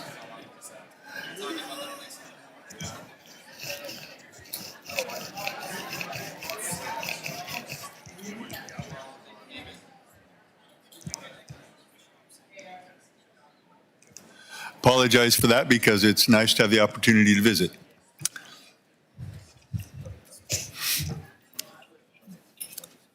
So I'm going to call the meeting back in session and reopen the public hearing. And the next three cards, I have Patrick Jones, Tammy Parker, and I believe it's a Carmen Roan, probably. Good morning, or good evening, Commissioners. Patrick Jones, former mayor, City of Reading, former chairman of the Shasta County Board of Supervisors, 2023. I'm here specifically to talk about the construction of the jail. The Shasta County Board of Supervisors, both in 2022 and in 2023, recommended the jail to be built downtown on property that the county owns. That is the location of the old courthouse. Soon that building will be demolished and a parking lot will be put up. You do have another opportunity to put a jail in a place where people are not going to oppose it, like in this position, in this particular location. Right now, we already have a jail. We have the public defender. We have probation. We have all the attorneys. We have a brand new $180 million courthouse that needs to be close to the jail. It should be built exactly where the old jail is, and the majority of the board has already decided that in the past. There's been some new board members, some new decisions, and some new pressure applied to have a different location. But this is exactly the problem that's going to be created. There is no good place for a jail. So put it where it's least offensive, which is downtown Reading, where we already have the presence of a jail. And there's no place cheaper to do it than downtown Reading because the county already owns the property. They have the utilities. It's better there than any place else, and all the utilities and the community is aware of the jail in that location. On East Side Road, putting a jail there is the wrong decision, and it'll be wrong for a long time. I urge you today to not support this rezone. Thank you. Thank you, Patrick. I have Tammy Parker, then I have Carmen, I think it says, and then Aaron Murray. Good afternoon, everyone. I'm Tammy Parker, and I live on Rivercrest Drive. The business and infrastructure concerns, environmental issues, questions of the financial integrity of this land deal are all top priorities, of course, but you've heard and read about all of those over and over, so I'm not going to elaborate on that. I would, however, like to share a little information about the beautiful neighborhood that is literally on the other side of the fence from this proposed project. I've lived in the River Ranch neighborhood for only a few years. I wanted to be there to be close to my daughter and her husband and their two beautiful little boys. Those boys are the fourth generation to live in their home that was built by their great-grandfather. As I'm getting to know my neighborhood, it's a safe and serene place filled with so much history. Everyone knows everyone, and there are many senior citizens that have raised their families over the decades. As that generation fades away, new families are moving in. People with dreams of raising their kids in a place with safe spaces to explore nature and have the freedom to be innocent children. Our neighbors have held a 4th of July parade for almost 20 years. It stars all the neighborhood kids and pets, proudly dressed and decorated for the holiday. A correctional institution just steps away from our peaceful, safe little world would absolutely destroy what we've all worked so hard to build and provide for our families. I wholeheartedly agree that public safety and the services this project would provide are vital to our community, but the property on East Side Road is not the correct choice in any way. The property in question is a wildlife habitat and sits on the majestic Sacramento River. Who could possibly think a correctional facility is the best use of that beautiful property? Shasta County is filled with vast open spaces that would be much more appropriate. Please explore other options. Please seriously consider all of our concerns before making any zoning changes and recommendations. How would you vote if this were your home and your family? Thank you for your time. Thank you, Tammy. Carmen Roan. Moving on. Aaron Murray, Scott Wayman, and then Stephen Cohn.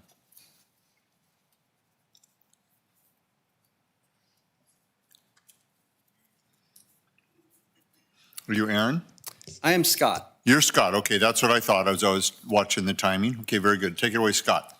Okay, please do not make an approval of the proposed general plan amendment.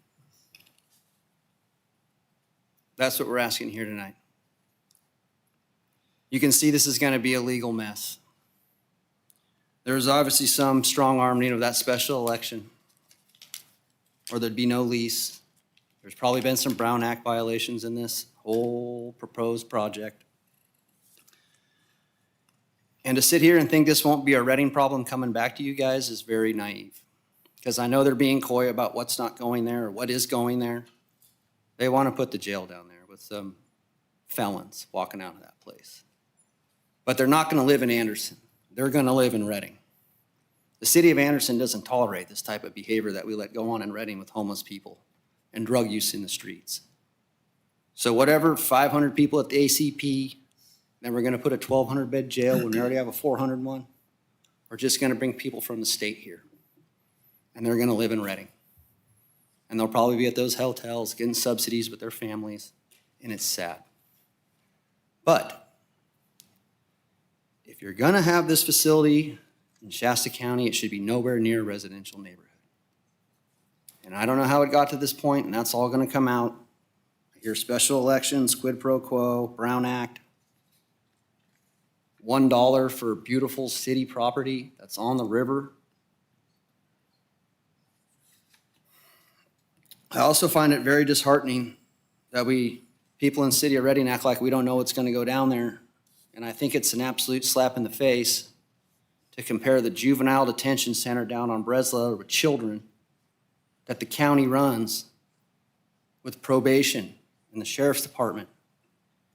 That is totally different than a day plan where we have felons that are adults that are barely supervised that can walk off. You've heard about these type of projects in other places in the state. We're going to have some private company go in there. Please get out in front of this and don't saddle the county and the city of Reading. Please do not make an approval of the proposed general plan amendment. I don't need to sit here and talk about the riparian habitat we can see. There are so many things that the city of Reading could do with this property, especially along the lines of parks. You already have the Capusta property on the other side of this River Ranch neighborhood. Eventually, we want to make that a park that goes across because they've already graded they've made a channel for all the salmon to come up right there. And across the way is that geodesic dome.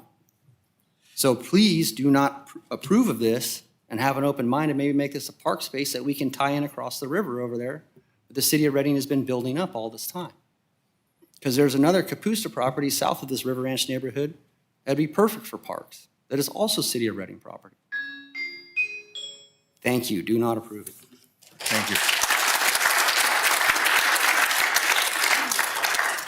I have Steve Cohn, Victor Millhouse, and Shane Burrill. Good evening. I guess you're a board, staff, and community members. First of all, I'm going to speak to why and what decision you guys are making, and that's the rezoning situation. The other situation and objections as far as what facilities built there, it was my impression as you spoke that you don't have any power over that. So I am in favor of it. I mean, I'll say that. I know I'm a minority here, probably the only one. But as far as the rezoning, you're taking it from heavy industrial to public facilities. I'm all for not making it making it heavy industrial anymore. The list of things that could occur there are a little scary. And if I was if I do live adjacent to the property, but I am worried about that, and that down the road, if it did end up going private at some point in time, that could happen. Or the sewer treatment plant could expand into that property, which was the original intent of that property. The plant, even as it exists, can put out a lot of odors and be pretty offensive. And if it were to be expanded and run closer to the property line, I think that it could be a real problem. So I don't know why you wouldn't want to zone it away from being heavy industrial. There's no advantage to keeping it as that. And then the other issue is a separate issue altogether. The other thing I'd like to urge people to do is to communicate with the sheriff and to the county. There won't be any access in any of the proposed plans off of River Branch Road. All of the access for the proposal is coming off of East Side Road. Also, the proposal could be arranged in a way to create a buffer zone from the property areas of maybe the farm or trees or an orchard or whatever, and have all of the constructed facilities way to the north near the sewer treatment plant. So I think it could be built with very little impact to the neighborhoods. And I can see how polite the people are. But at any rate, I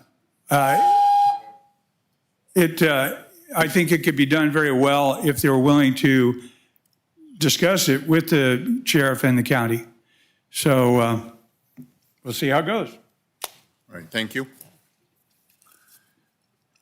Next, I have Victor, and then I had Shane Burrill, and then a John Mock. Hi, I'm Victor Milhouse. I live at 18891 Los Gatos Drive. And on the corner is Rio Rancho, and we're 250 feet from the proposed development and rezoning. We just moved up here 3 years ago, and we love where we're at. It's a very nice neighborhood. It's quiet, very peaceful. We love the big area where there's cows grazing right now. It's great. We're not for this development. First of all, there's a devaluation of our property. And then traffic concerns, safety. So I'm pretty much saying ditto that everybody else has said. And I think if you use your own conscience instead of believing what Sheriff Johnson's trying to shove down your face, maybe you'll wake up and not rezone this to your prison. Thank you. Thank you. Shane Burrell, John. Shane. So anyways, There we go. the Thank you. only pro guy who's selling his property to the county, so that's just something to know. So there will be a full EIR, and there already is CEQA violations, and you guys have probably been served that stuff today. It's not suitable for the surrounding area. It's a full wetlands. If you walk that area, which somebody probably should do before they think about something like this, and walk our neighborhood. But that whole area is about a third full-time year-round pond with cattails this big. So I couldn't build anything there, and nor should anybody else, with documented vernal pools. There's zero infrastructure there. But if you go over to the courthouse, the old courthouse they're tearing down, there's full infrastructure. And you'd have to take the inmates and walk them across the street or have a tunnel, so that saves you $3 or $4 billion right there. So it doesn't make a bit of sense. The substation for the boats makes absolutely no sense there. They should be at the boat launches to protect our fishermen's pickups that come from all over the world to fly fish here. So that's where the substation for the sheriff should be, because that makes total sense to protect everybody. The railroad tracks take priority. So there's absolutely no way there's egress in and out of that place. And Caltrans has never been talked to about this. The Caltrans person said millions and millions of dollars, and no way, no even, not an answer yet. Nobody wants a prison in Reading, not just in our neighborhood. We have so much trash already and so many people. Under the bridge, there's 100 to 150 people right now by the casino. You notice they're not in Anderson. They're that way. So you get all those people, the 400 to 600 people that are going to come and go on their own, they're going to be in Reading. So you guys got to think about that. In a prison, do you guys want Susanville? It is a total crap hole. So do we need to turn Reading worse or better? All this is done sneaky, backdoor. No one's been told anything. There's just, we never got informed till it was too late. So this has been a last minute deal. So anyways, it's not a jail. That's a mini prison. We all know that. So you got to think about that. So we have, if you don't build it and you guys deny it, we have no infrastructure to spend the money on. There's no lawsuits. Caltrans problems, the wetlands, because there will be a full EIR and it'll cost a lot of money. And you guys already own that spot, so it makes no sense not to put it in there and make it happen.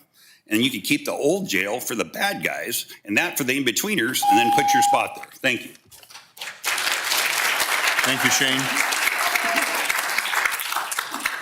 John Mock, Michael Richard or Reichard potentially. And then I have probably a Benson Canepto. Listen, this goes back to my childhood. I can't pronounce names. It's not you guys. Please. Good evening. My name's John Mock. I live at 19090 Shadow Lane. I'm a member of the River Ranch Property Owners Association. And we are very concerned, as you can tell, about this proposed 1,200-bed jail or whatever it is they want to put in 300 feet from our subdivision. And please understand, it's not just the 1,200 inmates that will be brought up here into our community, but it'll be their friends, their relatives, and their business associates. This will endanger our neighborhood. There's no two ways about it. We will have to harden our security. And that means we'll have to put in security cameras and fences and bars on our windows and doors. Our insurance companies, when they find out our homeowners' insurance will increase while our property values plummet, who is going to compensate us for our losses? See, the sheriff's over there. You guys going to be able to protect us, really? I'm sure you'll try. This location is a beautiful location that overlooks majestic Mount Shasta. It's worth something. It's beyond me why we would sell it for $1. I just can't wrap my mind around that. And yes, there's all the environmental issues, the wetlands, the fish and wildlife. Angie was telling me the other day, it looks like the eagles are putting in a room addition on their nest. I don't know, but there's a lot of concerns here, and we depend on you folks to help us. We really need your help. This doesn't belong in we don't want to look like Oakland. If we absolutely must have this facility, maybe it'd be better to put it over a place like by Pick and Pull or Viking or somewhere not in a residential neighborhood. I would like to thank all of you for your attention, and I would appreciate if you do everything you could to help us in this matter. And thank you, Ms. Toy, for contacting me. Thank you. So I have Michael up next, then Benson, and then there's a Judy Decker Inouye. Hey, good evening. First off, just to probably make this job a little easier for everybody, the city and county offering $1 for the property. I'm pretty sure I can come up with $95 from my friends out here and buy it for a little bit more than $1. And then to the elected officials that are for all this, don't forget that you are elected officials and this will represent you when the time comes around. We won't forget. Everybody's pretty much covered everything that we need to know here, so my speech is just going to be a reminder to everybody, a little class act here about implicit bias. Implicit bias refers to unconscious attitudes, stereotypes, and judgments about different groups of people that affect our understanding, actions, and decisions without our conscious awareness, when conflicting with our stated values.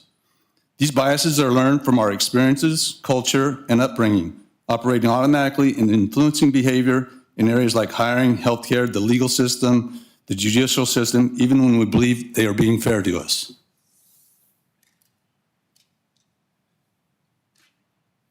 Our bias with our city and commissioners is part of a bandwagon effect. The bandwagon effect is a tendency to do what everyone else is doing. This creates a kind of groupthink where people run with the first idea that's put on the table instead of exploring a variety of options. The bandwagon effect illustrates how we like to make decisions based on what feels good or is best for them, even if they're doing poor alternatives. Bias blind spot. If you begin to feel that you've mastered your bias, keep in mind that you're mostly experiencing bias blind spot. And I believe that's what we're experiencing. Thank you. Thank you, Michael. Next, I had Benson, and then Judy, and then I have a Victor Inouye.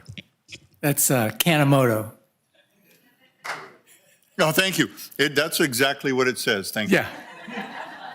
Thank you for letting us all express our opinions here tonight.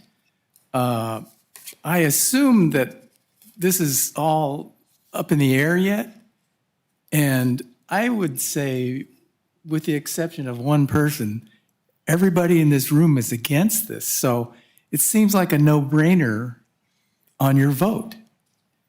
Everybody's opposed to this, but before you do make your decision, I would like to invite all of you to come to our neighborhood and see the area that they're talking about, because you've heard about all the wonderful things, but I was wondering if any of you have actually been down to our neighborhood, and I kind of doubt it. So I don't know how you can make a decision on this without actually going into the proposed site and seeing what it's like.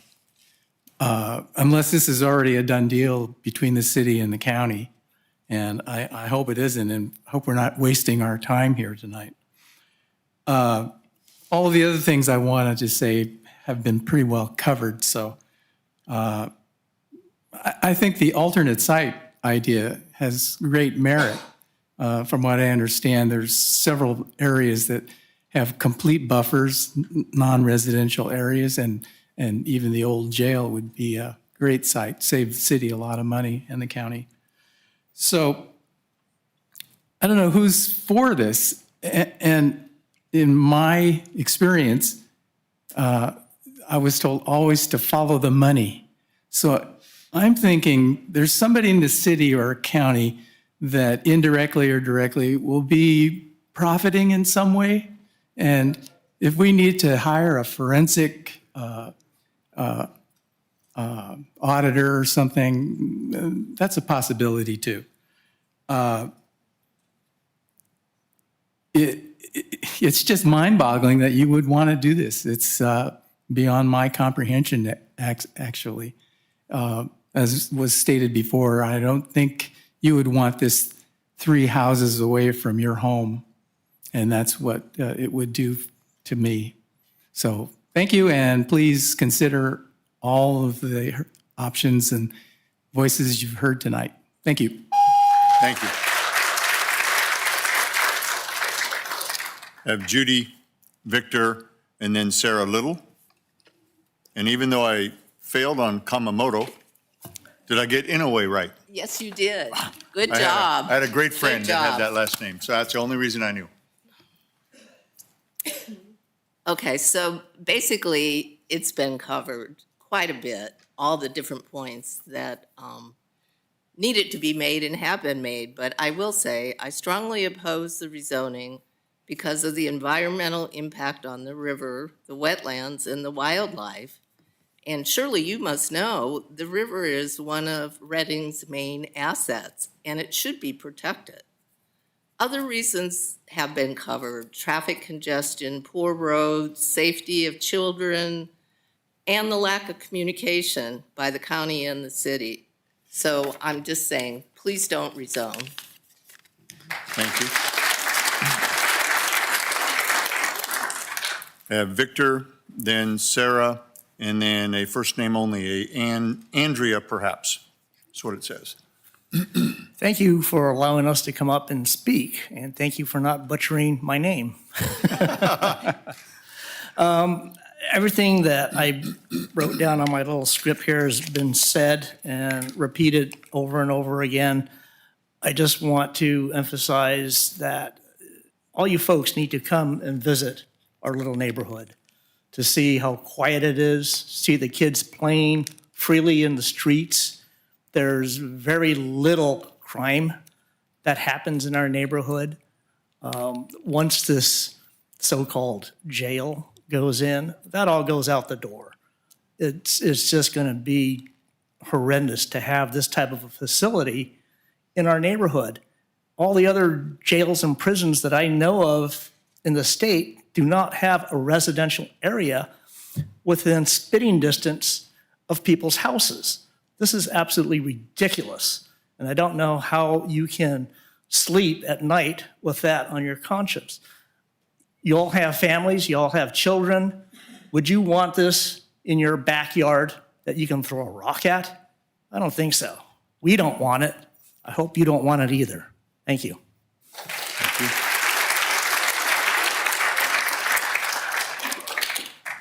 Sarah, Andrea, and then, this is a 4-word.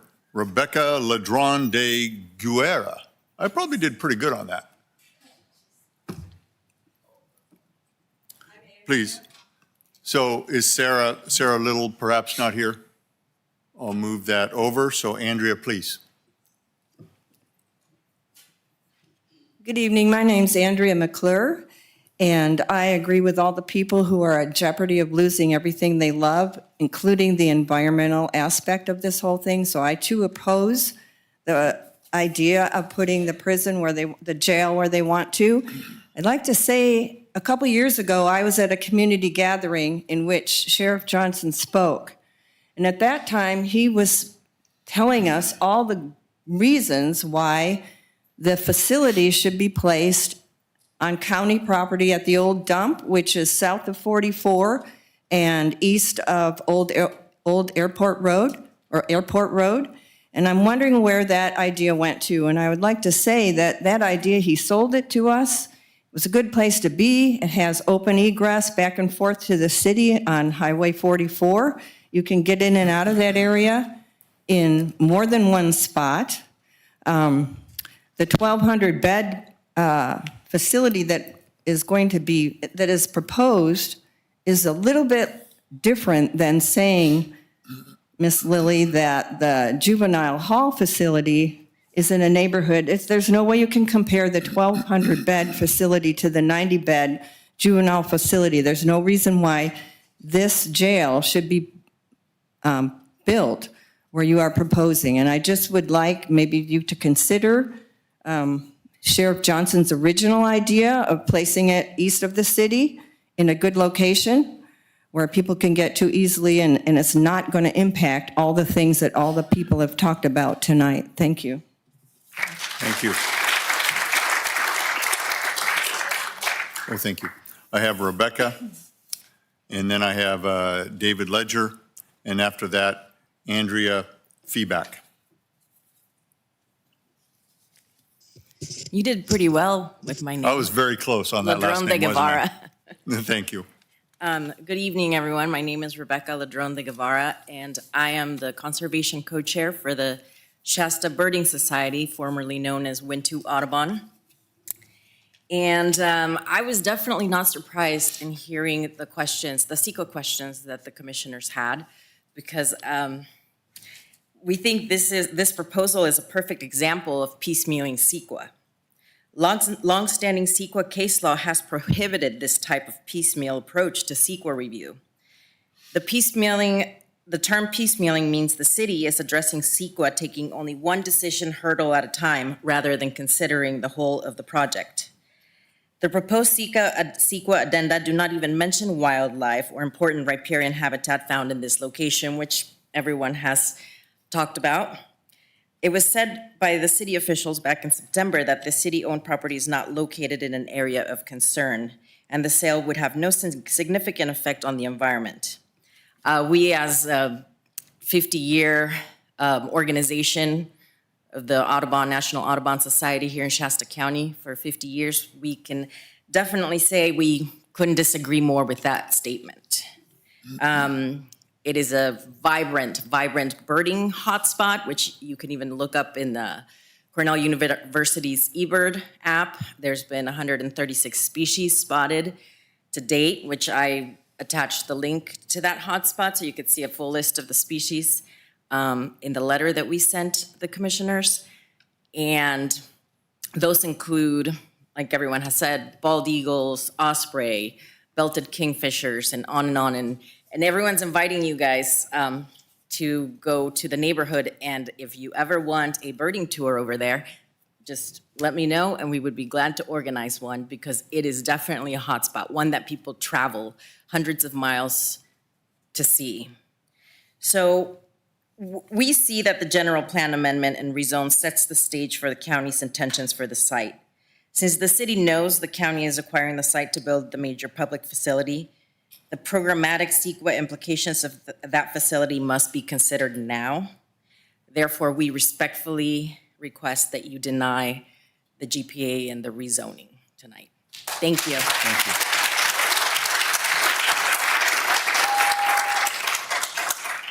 I have David Ledger, Andrea Feeback, and then I think it says Low Astronaut. We're going with that. I know that's close. Hi, David. Yes, good evening, Commissioners.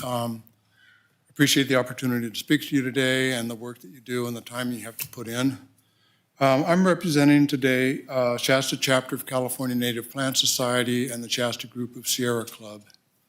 And I have kind of changed a lot of what I'm going to say. I always do that. But I don't know if this is really a legally noticed meeting, because an important part of it, the city attorney changed at the last minute. I just found out about it when I walked in the door. This project was about, I went home actually, that's why I left here. And I got the report that the city, Barry Tippin gave to the city of Redding in September.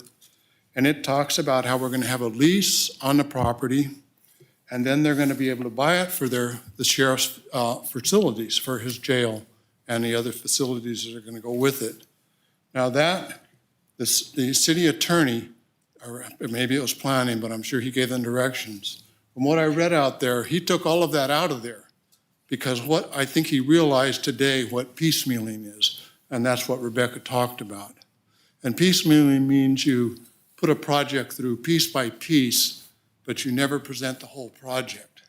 And that's what the city's doing here, right from what they did at the beginning when they had this, which was on, I think, improper grounds with this lease, and to use the section 15312, although it's already passed, surplus government sales. There is an exception that, yes, you can avoid an environmental review and have an exempt sale if there are no important habitat for wildlife, and there are there. So that part is really, was done wrongly. And then how this project's going through now is you're piecemealing, and I don't mean you as commissioners, because this was a part that the council did, and then what the planning department and the city attorney are giving you. The most disturbing part is that he took out the jail part, because he doesn't want to make it a specific project, because that way they're not piecemealing it through if you don't have a jail going in. It's just like, we don't know what's going to happen. County can do whatever they want. So, and I've sent a written letter in, so it might be a little more readable than my spoken words. But I think that this has been piecemealed through, and it's not allowed by CEQA. Thank you. Thank you, David. Andrea, and then Lowe, and then after that is a Len Bunyard. Thank you. It's Audra. Ah, But perfect. I bet that's me. thank you. I get it all the time. Appreciate your patience. Thank you for letting me speak today. Thank you for the questions that you posed during the presentation. Those brought out a lot of things. I did not intend to speak, but I think it's relevant to point out that we wouldn't be asking for rezoning for the county if the county didn't have plans down the road to do something different. County doesn't need this rezoning. It's obvious to me that the county has intentions of pulling this out to a private party, which will relinquish the county from protecting the neighborhoods, from doing the proper patrols, because it will no longer be their project. So without this rezoning, the private party down the road couldn't put this in place. The county has the lease. We're past that point. The county can do whatever they intend to do. So they'll go ahead and do it and pass this off to a private party. The questions posed today brought that fact out. You asked those questions and it brought out the answer to what the intent is. We wouldn't need to be here today if that were not the intent. Consider that, please, in your recommendations for this. It's not a good thing. It doesn't feel, someone mentioned earlier, optics. Doesn't feel like the optics are up front here. Please consider it. Thank you. Thank you, Audrey.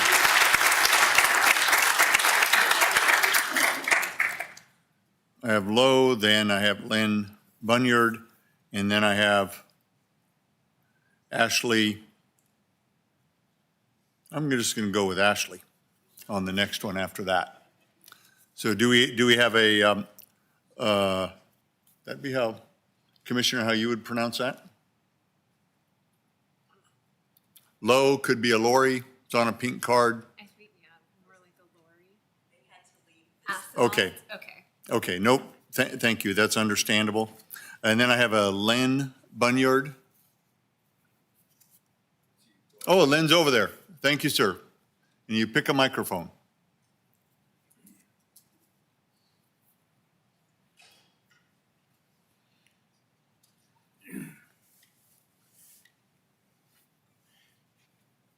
For all of you that are here, I stand against the new prison system to where it's at. It's a beautiful piece of property down there, and it shouldn't be delegated to prison usage. It should be another usage for it.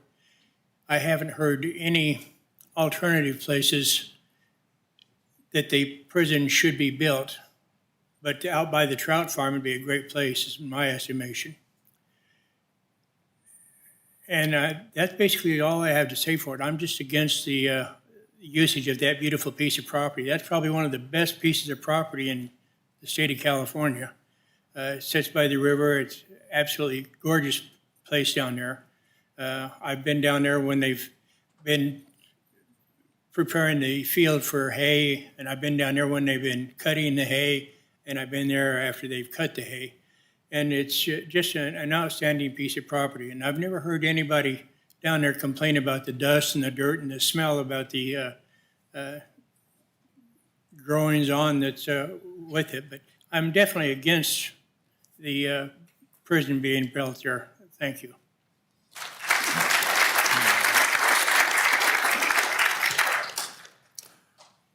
So I have Ashley, then after that I have a Donald Miller, and then I have a Jenny.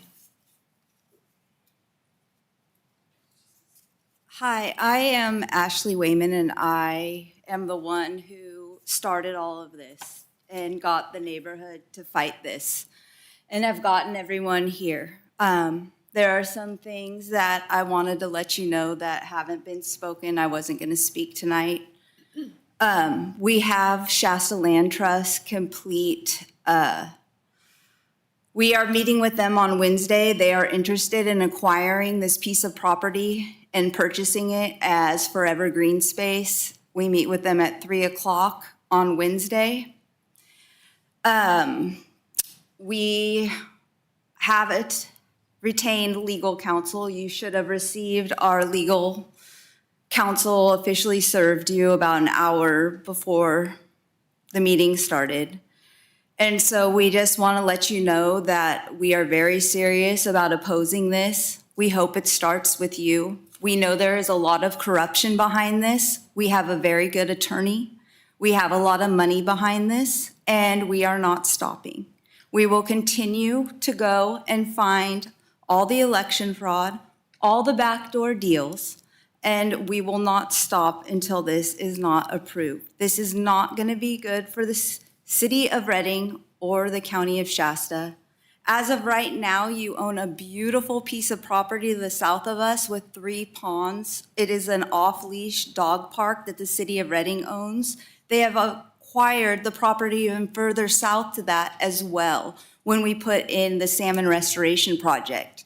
You could make the park that is supposed to be the jail into another green space and connect it so that it goes through our neighborhood into this other open space.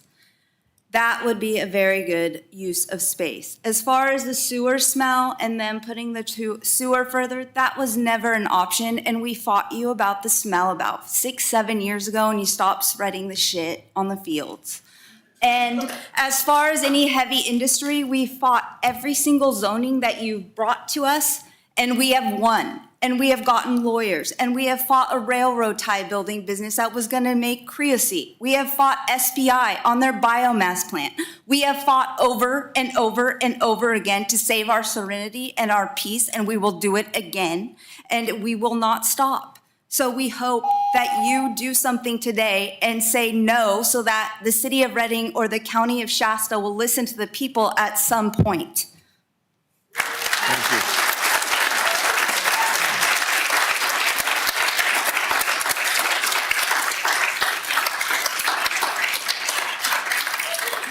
I have a Donald Miller and then a Jenny. And then after that, I have a Troy and a Michael. And you know who you are, so. Oh, that's right, Donald is not here. Thank you, Commissioner. She's always keeping an eye on me. I have a Jenny.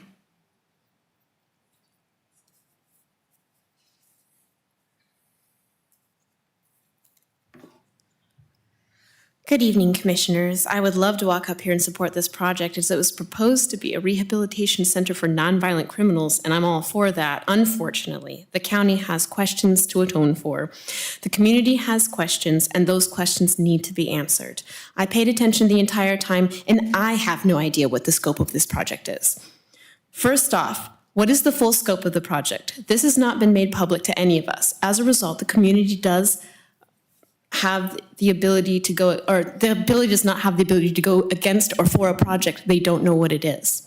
Second, the community was not given proper notice to give input or do research. This is the point of the public meeting in the first place, so that we know how we're using public funds and we have the ability to speak on that. Next, has the county explained why this site was picked over other sites? What other sites have been looked at? Why was this one chosen? Are there better sites available we don't know about? Have other sites been looked at? What was the reasoning for this site to be chosen?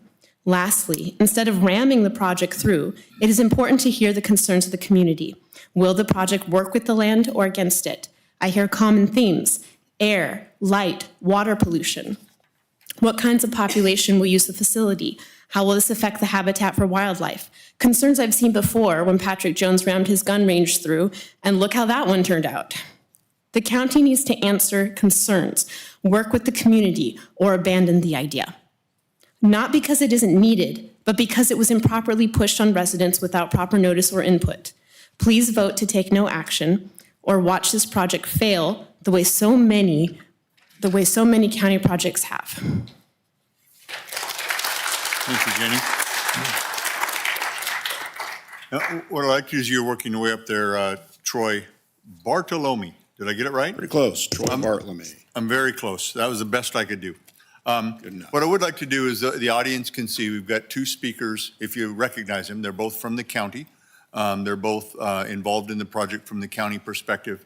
And I'd like to exercise my prerogative and take the time to let the 2 of them take a little more time But I will only do so as long as we give them the time. Meaning if you're disruptive, I'm going to cut them off and only give them as much time as you had. So that's the only mean thing I'm going to do. So let's listen to them and hear what they have to say. So I would like to, let's set a 5-minute clock for Troy. Thank you. I was getting a glare from the clerk here. Got to have a number. And so let's go with a 5-minute. And then, of course, these gentlemen know that there's other opportunities for questions should they be called up again. Is that all right? Sure, 3 was good, but. Three is you fine want- also, Troy. but 5, I'll see what I can do. Men, I'm Troy Bartlome. I'm the Director of Public Works for the County of Shasta. And there have been tremendous points brought up today, all good points, all valid points. I appreciate the opportunity to speak because I understand this is a zone amendment and the project is somewhat independent of what's going on here, but you've allowed some leeway to speak about the project. And the project, which is basically the elephant in the room, is some sort of correctional facility or work release facility or something of that nature that's going to be proposed to be built down there off the East Side Road. Now, people are saying they don't know what it is, they haven't been notified. It's been a big surprise. We don't even know what it is. I can tell you the stage that we are at right now. Right now, we have hired a outside firm and an architect to start through the EIR process. They're in the conceptual stage right now as we speak, trying to determine what facilities are even going to go here, what will work here.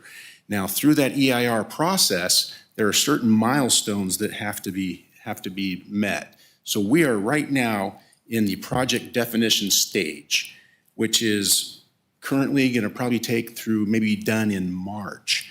Once we reach that some kind of scope of a project, have an idea, a concept, then we have to do a notice of preparation. You should expect to see that around April to May, some point in time. It'll be a notice of preparation, and that will be a public meeting where everybody can come.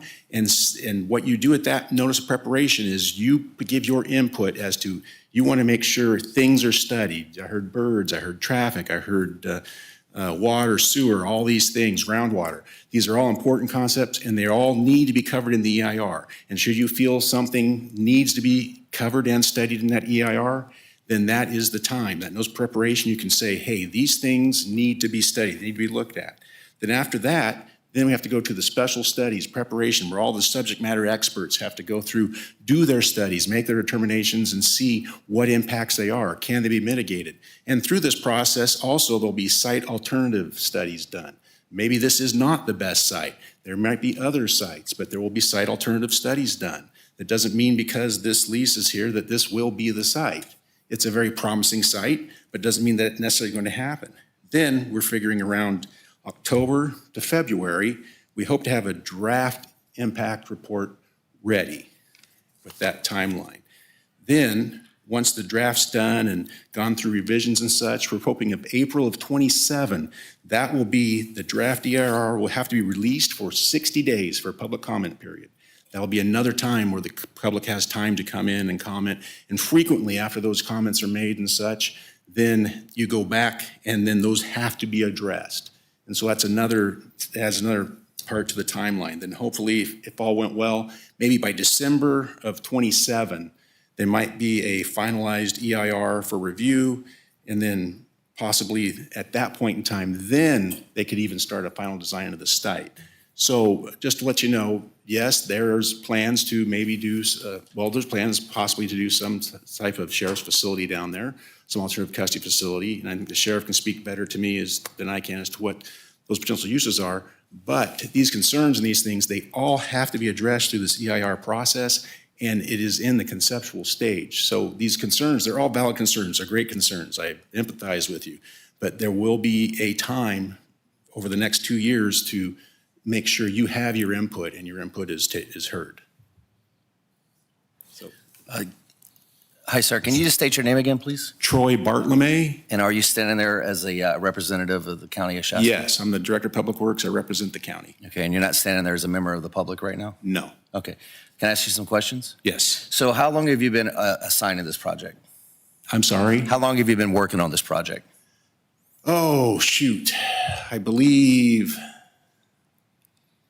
the idea came maybe, I'm going from memory here, maybe 4 or 5 months ago, to have an idea that it was a concept. And I was asked, what would we need to do to bring this about?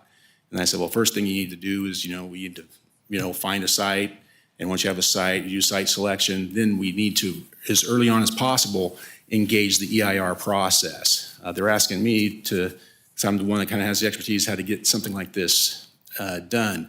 And through this whole process, the EIR process is the chicken and the egg. It's like you can't define your project too much, otherwise you got your horse ahead of the game. You can't have these predetermined ideas as what exactly it's all going to be, but yet you have to have a good enough concept to have something to use as your example for your impacts. So, but probably about 4, 5, 6 months ago, the concept came, and then I think we hired an architect back in, I think we finally hired an architect, was it November 18th? We hired an architect to bring on board to help start the EIR process. Okay, so this, so the lease agreement, so the city of Reading leased the county of Shasta this land, this 90 acres. And what I have here is it's dated August 1st, 2024. Okay. So as you stand there, does it feel like that's county property now? Like that's your property, and you're going to start the process of, architectural designs? And I understand the process, Yes. but as you stand there right now, are you considering that like your land?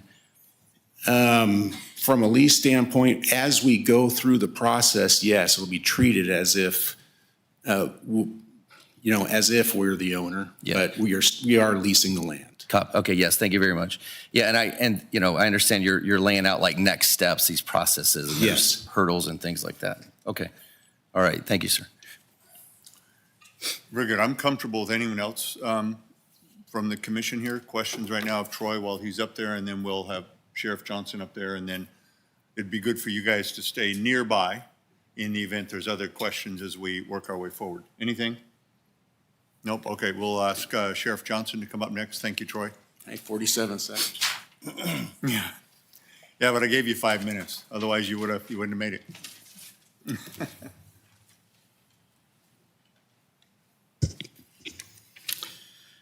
Thank you, Commission, staff, members of the audience. So I want to, there's so much information here, both good and some misinformation and assumptions being made, but I'm not up here to try to refute all that. What I'd like to do is lay some foundation on how we got here. We got here because this is a project that I am pursuing.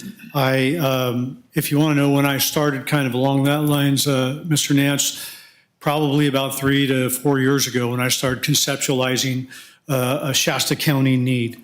So it wasn't until I became sheriff and actually started running the jail and was responsible for the jail that I found out really the true need is we need more beds and more space to house some of the worst here in the county. We do not like the revolving door and turning people out, especially releasing felons that should not be released. So quickly it became apparent that we were not in the market to or could afford or any funding source for a new jail. When we started looking at that, was a different board then, and we started looking at the footprint that we have next to the jail or where the courthouse was going to be torn down.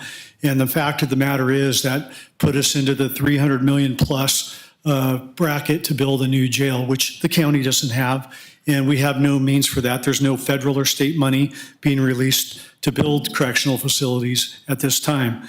So that is really wasn't an option. And that board at the time, I came up with kind of a version of what's before us today to go out to, and the lady up here, I'm sorry, ma'am, I forgot your name, spoke about the site out on Old Oregon Trail, which was the old transfer site, which was a proposal of mine that we build a new jail there and do an alternative custody program there. That was struck down by the prior board for various reasons, and that hope of that kind of went away. Over time, I've got a new board I still have the same overcrowding problem at my jail. I still have the lack of accountability that's going on for in custodies, especially the nonviolent, low-level offender. I don't have room for him at the jail, and they don't get held accountable. And there's a lack of vocational training. There's a lack of education. There's a lack of drug treatment, mental health. All those things are so spread out within this county that we are losing the opportunity to help the people that need it and quit that revolving door that goes on at the jail. That's how this project was born. So I approached, there's also been, folks, I know a lot of you have some conspiracy theories or thoughts of ill intentions, but I can tell you I have not personally experienced that or know of that in getting to this point. I had a board of supervisors that I approached with my idea. I said, this is what I'd like to do. They were generally supportive of that, and they said, we'll see where it goes. I approached my own CEO of the county, David Rickard, and I asked him to show me the surplus lands that the county has so I can look for a large enough piece of surplus land where I could put this project on that the county owns. There was a couple of lands put forward by them. The most desirable was out on Clear Creek. That was struck down because of WAPA lines and other hurdles where we couldn't build out there. My next step was I came to the city of Reading and met with Barry Tippin, the city manager. I asked him the same question. Can you tell me surplus lands that the city of Reading owns? And possibly, here's my project, here's what I want to do. He proposed at least 2, maybe 3, I think, different properties that we looked at. I liked this one the best. Obviously, that may or may not be the best choice. So we began to talk about me putting this project on this piece of land. And that began the progress to where we are today. Now, when people are talking about not getting notified or not being aware of this, it was no secret deal. I came and spoke before the city council in open session. I spoke at the Board of Supervisors on at least 2, maybe 3 occasions in open session. I proposed to Rotary clubs, service clubs, anybody who wanted to know and ask me about the project. I've been forthright in coming and putting that out there. Some of the misinformation that I would like to relay to you, but I was told that you folks didn't want to speak with me, to speak to a lawyer instead, was like, for instance, there's no sheriff's boating safety substation going in there. We're not going to use that access road on Riverlanch Ranch. We're not importing 1,200 people into a new jail. That jail is proposed as 1,200 bed with a 50, 60, 70-year outlook because of population growth and for the reason of going into EIR, we want to show a greater impact than we're probably actually going to do because we want the EIR to be very scrutin-laden, where they look at everything, and if we build smaller than what was proposed, we shouldn't get ourselves in trouble. So those are some of the things that we're involved in. I'll stop, Russ. I know there's a lot. There's a lot I can get in. I welcome the opportunity to come and talk to any of you, to come to whether it's a town hall meeting or a neighborhood meeting, and give you any more information that you want, because I'd rather you go forward with facts than assumptions and misinformation. You have a lot of the information correct, folks, but there's plenty of the information that is not. Thank you, sir. I appreciate that, and I think I'd like you 2 gentlemen to stay by just on the chance that as we then, at this point, I'm actually going to close the public hearing, and then but that doesn't preclude us, as we ask questions of staff, of also asking one of you perhaps to come back up if we have a specific question. That's why I say stand by, just in case there's a question. It seems to me like before we move into this next phase, it'd be good, because it's been a good long period at this point, perhaps to have Attorney Curtis remind us again what we have before us and why. I saw a hand motion. Did I? Yeah. Oh. Jennifer, you have a question for the chair. You know, thank you very much. I appreciate that. It takes an army to keep me in check here. We've gone through all of the cards. Is there anyone else who intended to speak? Maybe we forgot to call upon you. I see either someone getting up to leave or moving forward. So I'm going to take that as a no. So now I will confirm the public hearing is closed. Thank you, Jennifer. Yeah, so just briefly, Mr. Chair, what you have in front of you is both a proposed general plan amendment and a rezone that would change the property from heavy industrial to public facility in terms of its designation. I think the reason you're asking me as opposed to planning is because of the comments that I had previously as to the legal effect. Just again, to remind the commission and the public as well, this actually is not a legal requirement for anything that the county might do on that property. County is categorically exempt from these zoning laws. County projects don't have to comply with city general plan. The only effect is it might change what you put in your report when you do ultimately release a report about general plan consistency, but that has no legal effect one way or another as to what happens with the project. That would be informational only. So really, from the legal standpoint, the significance of this is going to be what happens to the property either after this project wraps up or if this project weren't to proceed and there were, it was somehow transferred into private ownership or otherwise got leased to private parties for private purposes as opposed to some sort of public purpose. Thank you. So what I'd like to do is turn to fellow commissioners. And do you have questions, items you'd like to have clarified, perhaps questions, and then we could begin to offer opinions or however you'd like to proceed? I do have a question for our city attorney. Big night for you. Thank you for being here. Taking a look over the lease, it looks like what we're really, the item in question is section 10. This is packet page 42, where there's a rezoning obligation. I don't see a general plan amendment obligation. And there's that. And there isn't, and I will say there is no obligation to rezone. Well, correct.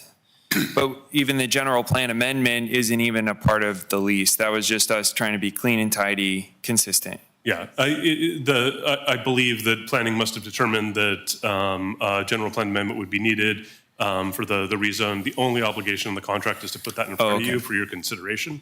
So maybe the requirement to bring this for a rezone triggered a general plan amendment. That loosely correct? Yeah, when planning manager Toy and I discussed, we were informed that bringing an application for a rezone was required by the contract, but in order to make the general plan zoning diagram consistent, it's typical to do the general plan amendment too, so the two maps are in line with each other. Okay. So I guess question for the attorney, if this board were to deny, if the board approves the rezone, it goes to city council. Mm-hmm. Another great opportunity for the public to have comment. If it denies, if the board denies it, it appears to me that we've fulfilled the obligations of the contract. Yeah, that's correct. I would say I think the obligations of the contract have already been fulfilled just by there being a presentation here. And I will say I routinely recommend that when contracts like this come up, if there's any request for anything along those items, we do not commit to any particular action by a legislative body. I advise consistently against contracting for a legislative action, which is why it would only be consideration at most. Could I clarify for the record, though? Denial here would actually be a recommendation for the city council it's a nuance, but City Attorney Curtis, regardless, this goes to city council based on this body's recommendation. That's not what the lease obligation says. The lease obligation says it only has to go to planning commission, not city council. Yeah, so it would be that's correct. The discretion on whether this should go to city council, correct? Yeah, I think Director Pagan's just talking about your normal processes in terms of if there's a recommendation, that recommendation usually being passed on to the city council for action.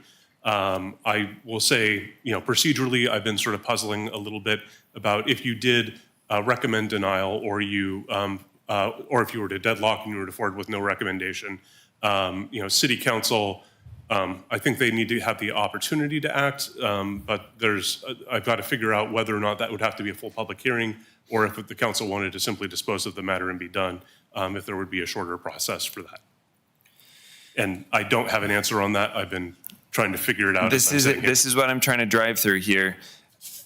I think the question, the thing for me, I don't see a reason for this to go to city council if it has a denial here. We've already fulfilled the obligations, the lease. However, I would like the public to have the opportunity to make the comments in the case to city council. In this case, I think that the city council is actually, while they have already obligated themselves to the lease, there is a lot more, they're the ones that sign the lease, and this board has no authority or sway on what happens with the project itself. While maybe city council has no legal authority to change what they've done, they certainly have a lot more authority to us. So regardless of what happens, I would like to see this go to city council one way or another. And I'm concerned that if we just go a no vote, and I'm not saying that's the way I would go, but I'm concerned if we don't go a no vote, then that process may be limited. And I'm sorry, I don't have the answer procedurally as to what would the next step be. I'd need to look into that a little bit more. I did just want to address a little bit in terms of the questions about what was in the term that was in the lease agreement.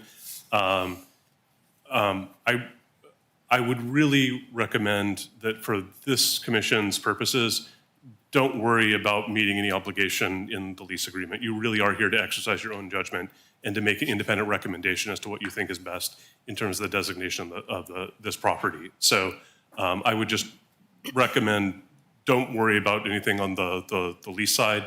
Really, it's what do you think is best? I have a question for you. So, because you mentioned the normal procedure. If this was a subdivision, we've gone through a lot of those, but this lease agreement that the city of Reading signed with Shasta kind of supersedes all of that. So I mean, we can vote, but it doesn't affect what they do on that property. Is that correct? Well, I will say it wouldn't matter regardless of whether this was on city land or whether this is something the county acquired from private land or whether the county used eminent domain somewhere. None of that would be impacted by the city zoning or the city general plan. So, Right. But it just seems like the procedure was just kind of slingshotted around a lot of. Yeah, and I would say in terms of the procedure, I don't think this actually changes any of your normal procedures. The only requirement that was in there was that an application be put in front of this commission. That was done in line with your normal procedures. The process for submitting the application was followed, and I think you're still going to be following your normal processes from this step out as to what is done with that application. Okay, is there, this is a kind of a big question because there's lots of municipal codes, but does council have to, like when they lease out land that the city owns, it's not they don't own it, they own it, they own this land. Do they have to notify people, or was there like a staff report on this contract that the city signed? Because now it's contractual law. That's where we're at. Yeah. I want to answer, but I also do want to just bring it back to the matter that's actually in front of the commission. Yes, there are public processes that have to be followed, and were followed in this case. The sheriff had mentioned presenting to city council. I know the sheriff, he was looking for acreage, but did the city? So, if I may. Yes, sir. I believe this was on the agenda 4 or 5 times with the city council. There were a few for the negotiations in public or in closed session. The item itself came on, I think, twice in open session. for consideration by the city council for approval. There are staff reports. I believe there are staff reports in connection with those items. So yes, there are steps that were taken and certain processes that do get followed. Some of those would be internal and specific to the city. Some of those may be processes that are under state law. Okay. And then can I ask the sheriff a question? Is he around? Tried to get him to stay up there, but he snuck to the back.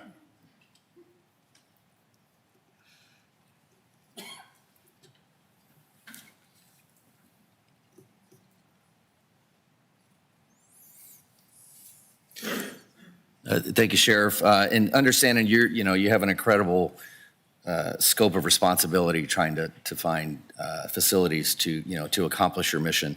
And the city of Reading, it seems like they gave up this land to the county for the purposes of a custodial facility. I mean, it's in writing. So there's no, I keep hearing this like, well, they might do that. It's in writing. It's clearly that.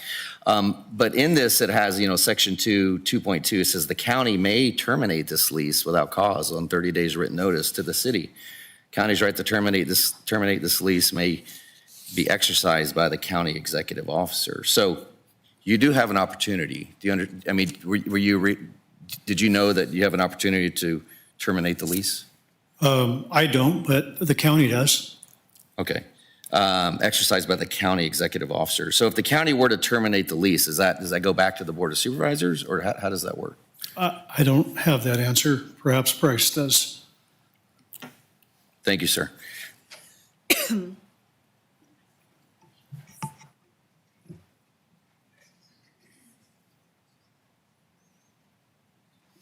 Since we don't have a card, not everyone knows who you are, so please identify who you are and who you work for.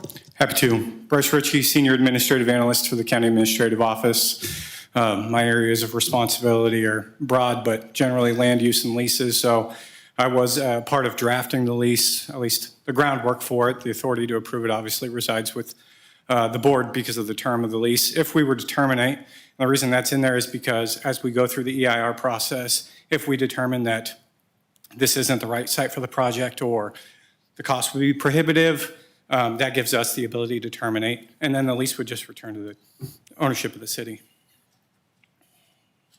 Yeah, it's just interesting how you enter into a lease. You don't even know if the land's suitable. Like, why not do the study ahead of time?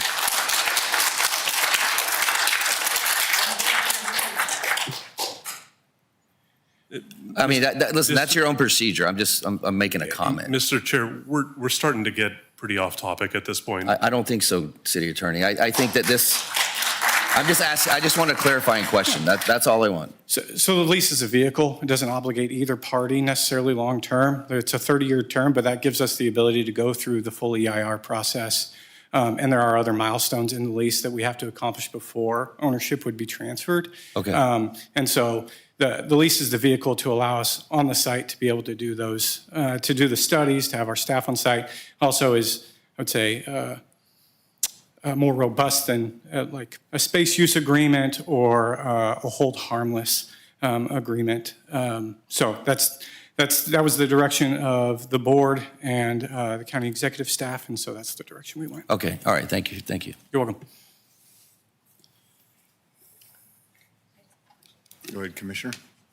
If we were to make a motion, regardless of what the vote outcome is, we can still recommend it go to City Council as an agenda item with our recommendation and what we voted on tonight. Yes.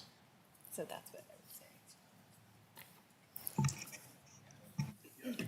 I just wanted to add, I was talking with Ms. Toy. I mean, it is codified in our code that it's a legislative action, the rezone, and so our understanding is it must go to the City Council.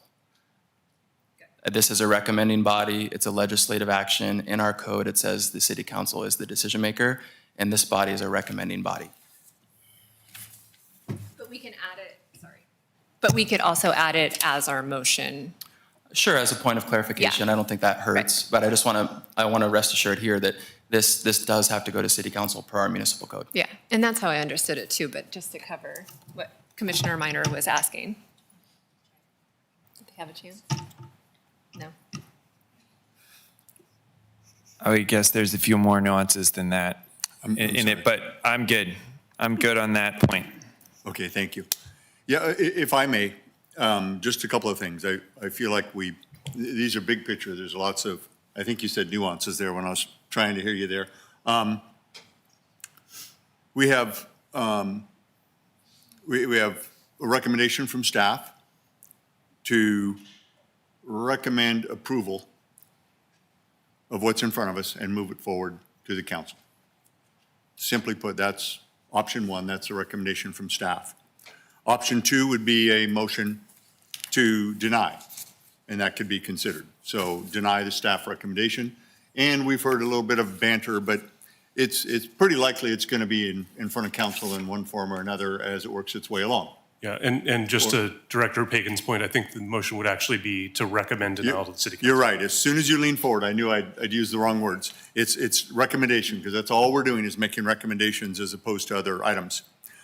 Number three, I'm not recommending anything at this point, but number three is we feel like we need more information or there's more research needed, and we'd want to be very specific, and that is a motion to continue the item, come back and do this again when we're ready to make a decision. And again, I'm not recommending that, but that's an option and comes up sometimes.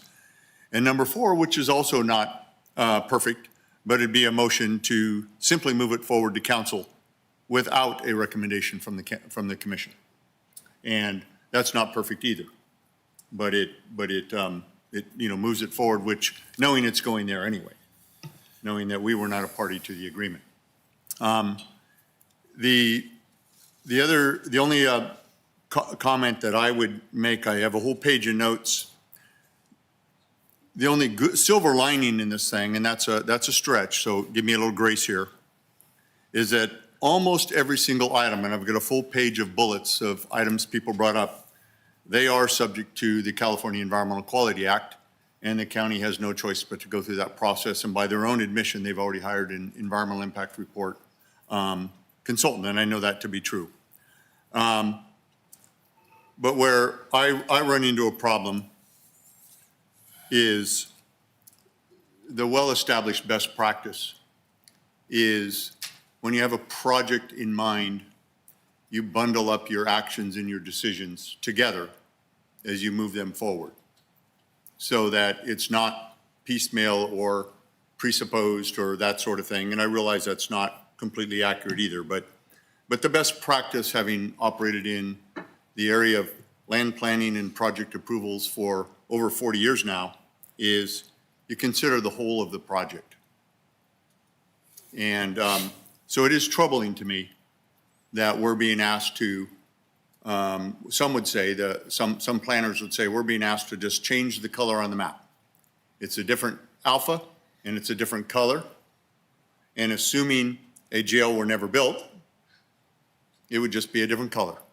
And it may very well be a lesser intensity as opposed to, an aggregate operation, which would be a mine. But it's really best if it's all bundled together. So those are my thoughts at this point, just as I look at it. And I want to thank everybody for speaking, because pretty soon we're probably going to come to a motion. I want to also say that I know personally, and I know my colleagues well enough, even though we didn't talk beforehand, but I can tell you, and I'm sure they would nod their head, they did a lot of research before they ended up here today, and a lot of analysis and visiting the site and being aware of what's out there. So I just want you to know that that did occur. So with that, I will stop my little mini, which turned into a little speech, sorry about that, and say, did anybody other questions, or? Can the rest of us comment? Oh, 100%. Okay. So, yeah, 100%. I wasn't cutting anything off at that point. Okay, thank you, sir, appreciate that. So I would say if this, if this ends up before city council, maybe they can vote on a municipal code to regulate themselves so they can't do this again. Because it's definitely troubling that now this thing has to be, possibly litigated, and that's just going to cost, a lot of money because it's contractual law now. And that just opens up all sorts of other, legal challenges. Regarding the jail, and you could probably ask the sheriff about this, but, the Eighth Amendment, that's cruel and unusual punishment. And basically, it's a constitutional amendment that prevents cruel and unusual punishment. Title 15 and the Eighth Amendment, they basically regulate jails. And if you have 1,200 beds, that equals adequate space, which means basically jails can either go vertical or they go further out in acreage. So when I hear about smaller, footprints and things like that, just, Eighth Amendment and Title 15. And it's really to protect inmates. And listen, I'm all about rehabilitation. Please know that that is my heart and things like that. But those 90 acres could easily be gobbled up just by complying with the Eighth Amendment and Title 15 regulations. 1,200 beds, that's a lot of people that are going to be working in and out of that facility. And then I wonder when they were developing this contract, if they talked about medical services for the people that are being housed there. Are they using our local hospitals? Are they going to build a medical facility? Is it going to impact level of services it's already hard here in Reading, and all of those type of things. That being that close to the river, is it in the flood zone? And again, protecting inmates, you've got people locked in boxes, and is it a flood zone? If you ever had that 50 or 100-year flood, that just seems pretty troubling and things like that. Is it a high-risk fire zone? I'm not sure, but these are the things that normally come out when you're doing these projects, and all of that just seems to be ignored. And so that's just sort of my comments when it comes to this. Thank you.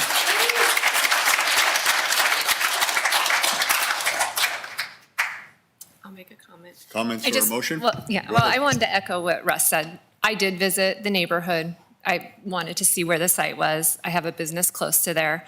I want to reiterate, we're not the body that approved the jail nor the contract. Friday was the first time I was able to read through the contract when we got our packet. I just feel like we have no legal effect on our decision. So I would be no recommendation to the city who got us into this contract, and kick it back to city council is where I'm going. That's where I'm sitting at. So I don't know if that could be a motion, but that would be my motion. Well, I suggested it could be. Have you made a motion, or are you just talking at this point? Well, that's my statement, but that would It's be a my statement at motion this if I were to point. make one, Okay, yeah. okay, yeah. Commissioner Minor has it. Yeah, I'll say I'm trying to wear a couple different hats. One is the hat of a planning commissioner that's simply looking at is the use of the land going to be consistent to how it might be used. And if the tenant is the county, it's public facilities. That's a no-brainer. That's not a question. It's not going to be used as heavy industrial. It's going to be used as public facilities. And when I, put on my try to be a simple guy, put on my simple hat, that's the right answer. I wish that I'm remiss to see all of the process that it's taken to get us here, and I'm excited also to see, as the chair mentioned, all of the concerns addressed in the public comment periods that the CEQA and the EIR allow. I think that is actually the correct spot for this sort of assembly. This is the correct spot, but also that's a spot where changes, very, very practical changes like the size in the EIR, they might determine that the size of a jail would not be appropriate to have 1,200 beds. It can only be 400. And then they determine that the site is not appropriate to have the whole scope that they want, and they have to go somewhere else. And that is a part of the process that I would highly encourage you to be there. I think when I put back on my simple hat, the tenant is the county at this point. The current owner is the city at this point. This is a public facility. And so I'm probably going to stick with my simple hat of saying, the owner and the tenant are public, so we should zone it public facility, and then let the rest of the process work it out. And hopefully these concerns are heavily addressed in the CEQA and EIR process. Thank you, Commissioner. I'll look back this way one more time. Any other thoughts or analysis, or is someone ready to make a motion?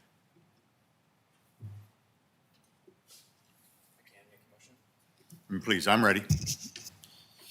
So at this point, when I go through it, and I gave my spiel, but I would make a motion to accept staff recommendation on this item and encourage the public to be heavily involved at both the city council and at all of the CEQA hearings so that we make sure that this process, which is going to happen regardless of what happens here, but that this process gets the full scrutiny it deserves, and that the concerns are adequately addressed in the correct place. Can I ask city staff to just restate what their position is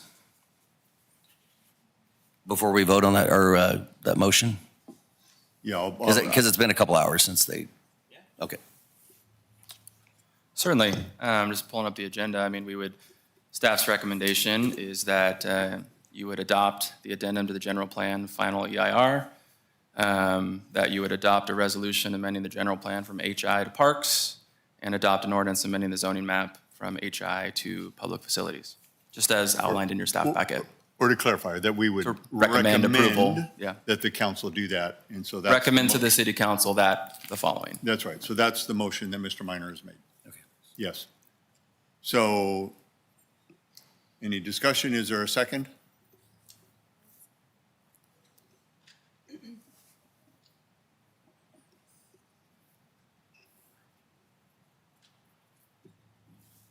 Okay, it dies for lack of a second.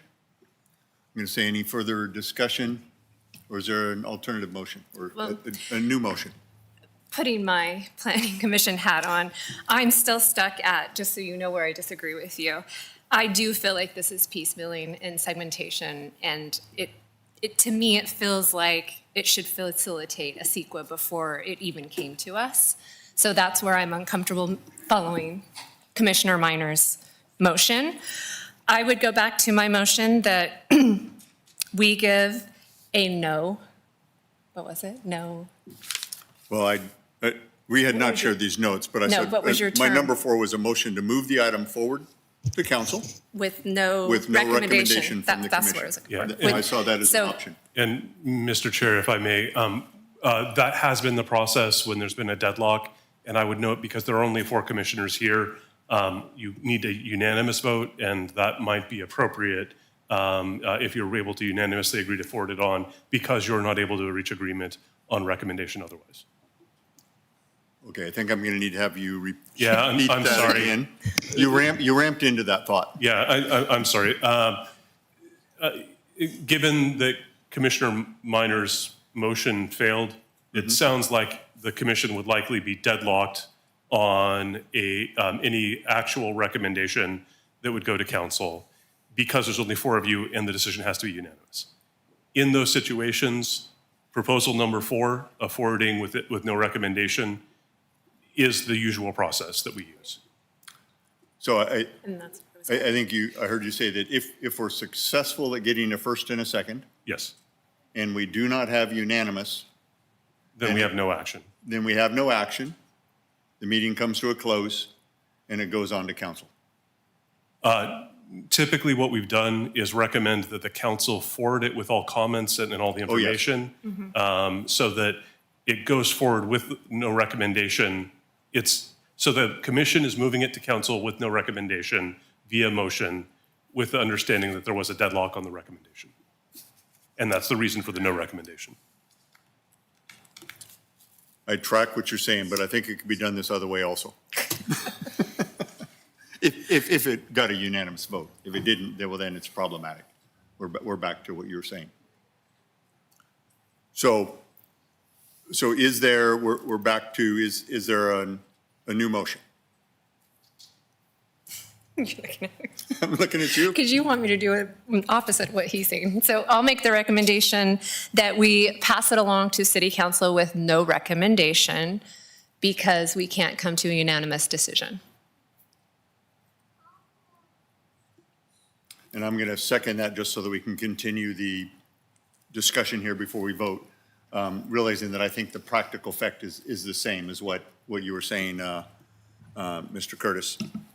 And I second that simply because, and I'm gonna go simple like my good friend, Mr. Minor. The council has already asserted that they are in charge of what's happening. We are in the most awkward, unusual figurehead role here that that I understand how it got here. It wasn't through any malice. It wasn't through any ill intent. It's just one of the quirks. Sometimes the legal processes don't quite line up, and there's carts and horses and weird things happen. And so in my mind, we don't even have the benefit of all of the council's discussion because a fair amount was done in closed session. Some of it was done in open session. And so we don't even know everything that went into the decision. And I am, as an engineer and a sometimes pretend planner, I do like the idea of processes working themselves out, and that vehicle already exists no matter what we do. So that is my reason for seconding your motion, which really the way I word it is, you know, we're taking no action, and we're just letting it move forward to council, where it's going anyway. So that was my second. So any further discussion on that? Yeah, I think the most important key thing here is maximal transparency and opportunity for community involvement, which this certainly has it baked in. So are we just going to vote on the motion, or are we going to vote on everything right now? Well, we would vote on the motion. Do you need the motion repeated? No. Which is common, make sure we're all on the same page. Yeah, I would just like to propose a motion too. If we're sending, is that motion you're considering sending this to council with recommendations? Yeah, to clarify, it would send it to council with no recommendation. No recommendation to approve or deny. Yeah, because we have no legal authority. We have no legal authority anyway. This is one of the, I think silly comes to mind. That, again, through no fault of anybody's, it's just where you end up when multiple government processes try to line up. I mean, I would. So there's a process, whether it be a substitute motion or amendment to motion, I would turn to the attorney if we got to that, but I won't call a vote until you're comfortable whether you want to do an alternative motion. Yeah, well, I would like to have a motion that recommend to city council that they approach the county and ask them to terminate the lease. And I will say that.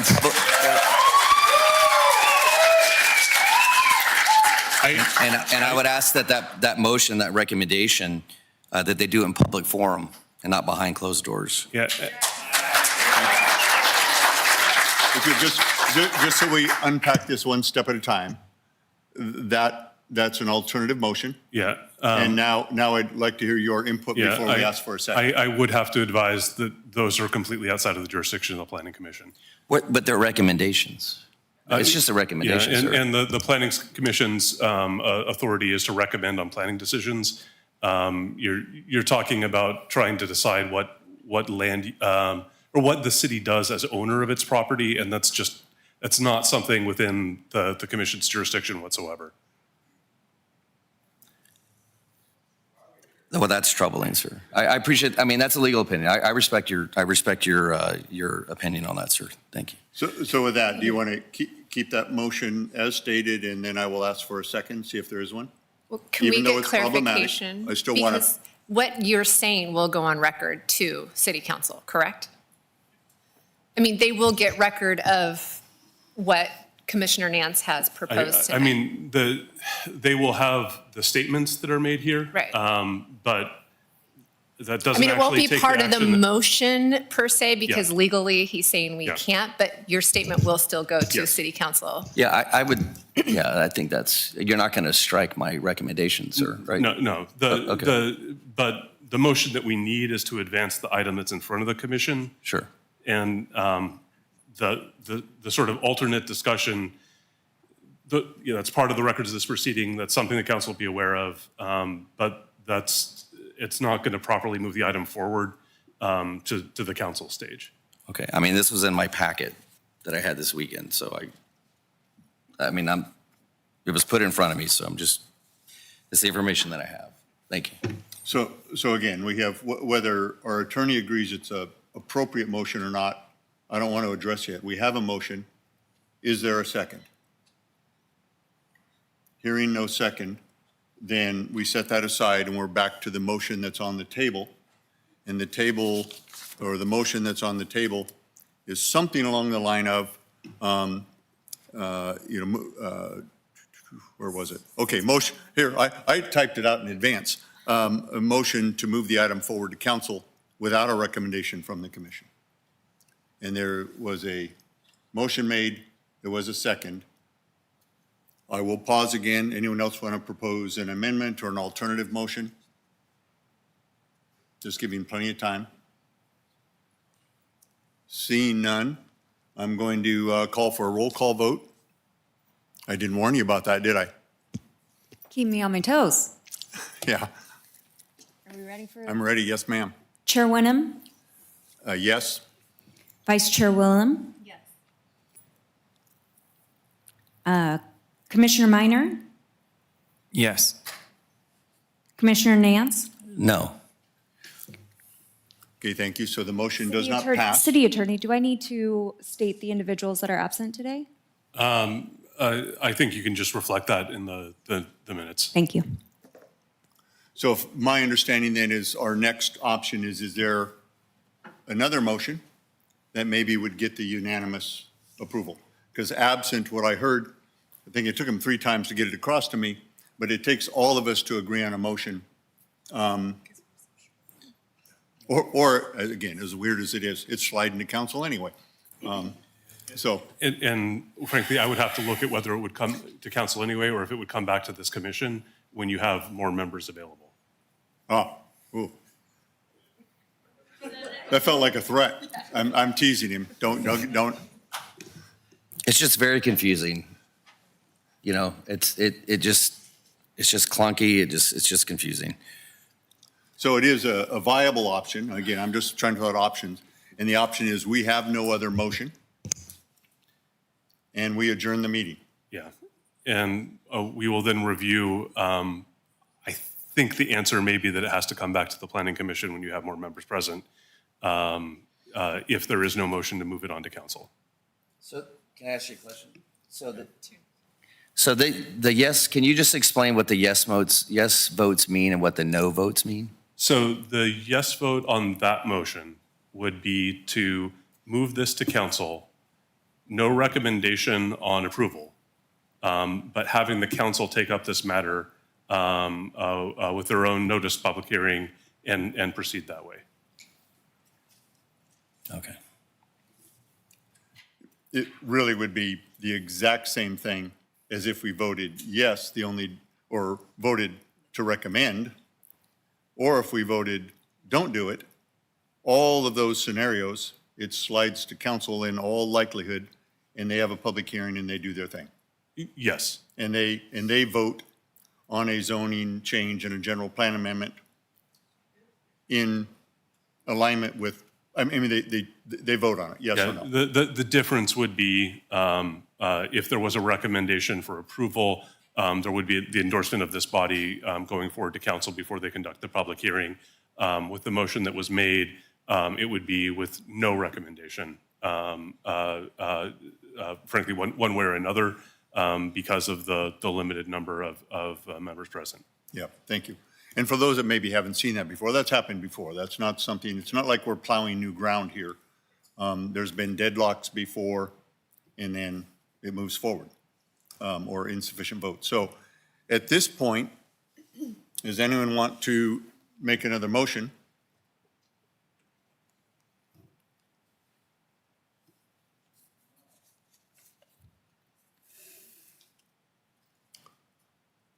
Okay, so I'm going to try to capture this and say absent a motion, then we will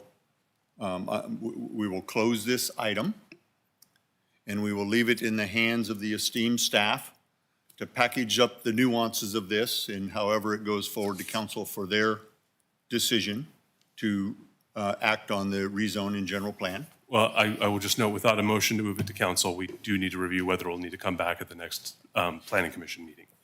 Oh, sorry. And can I also, sorry, Thank you for reminding me again.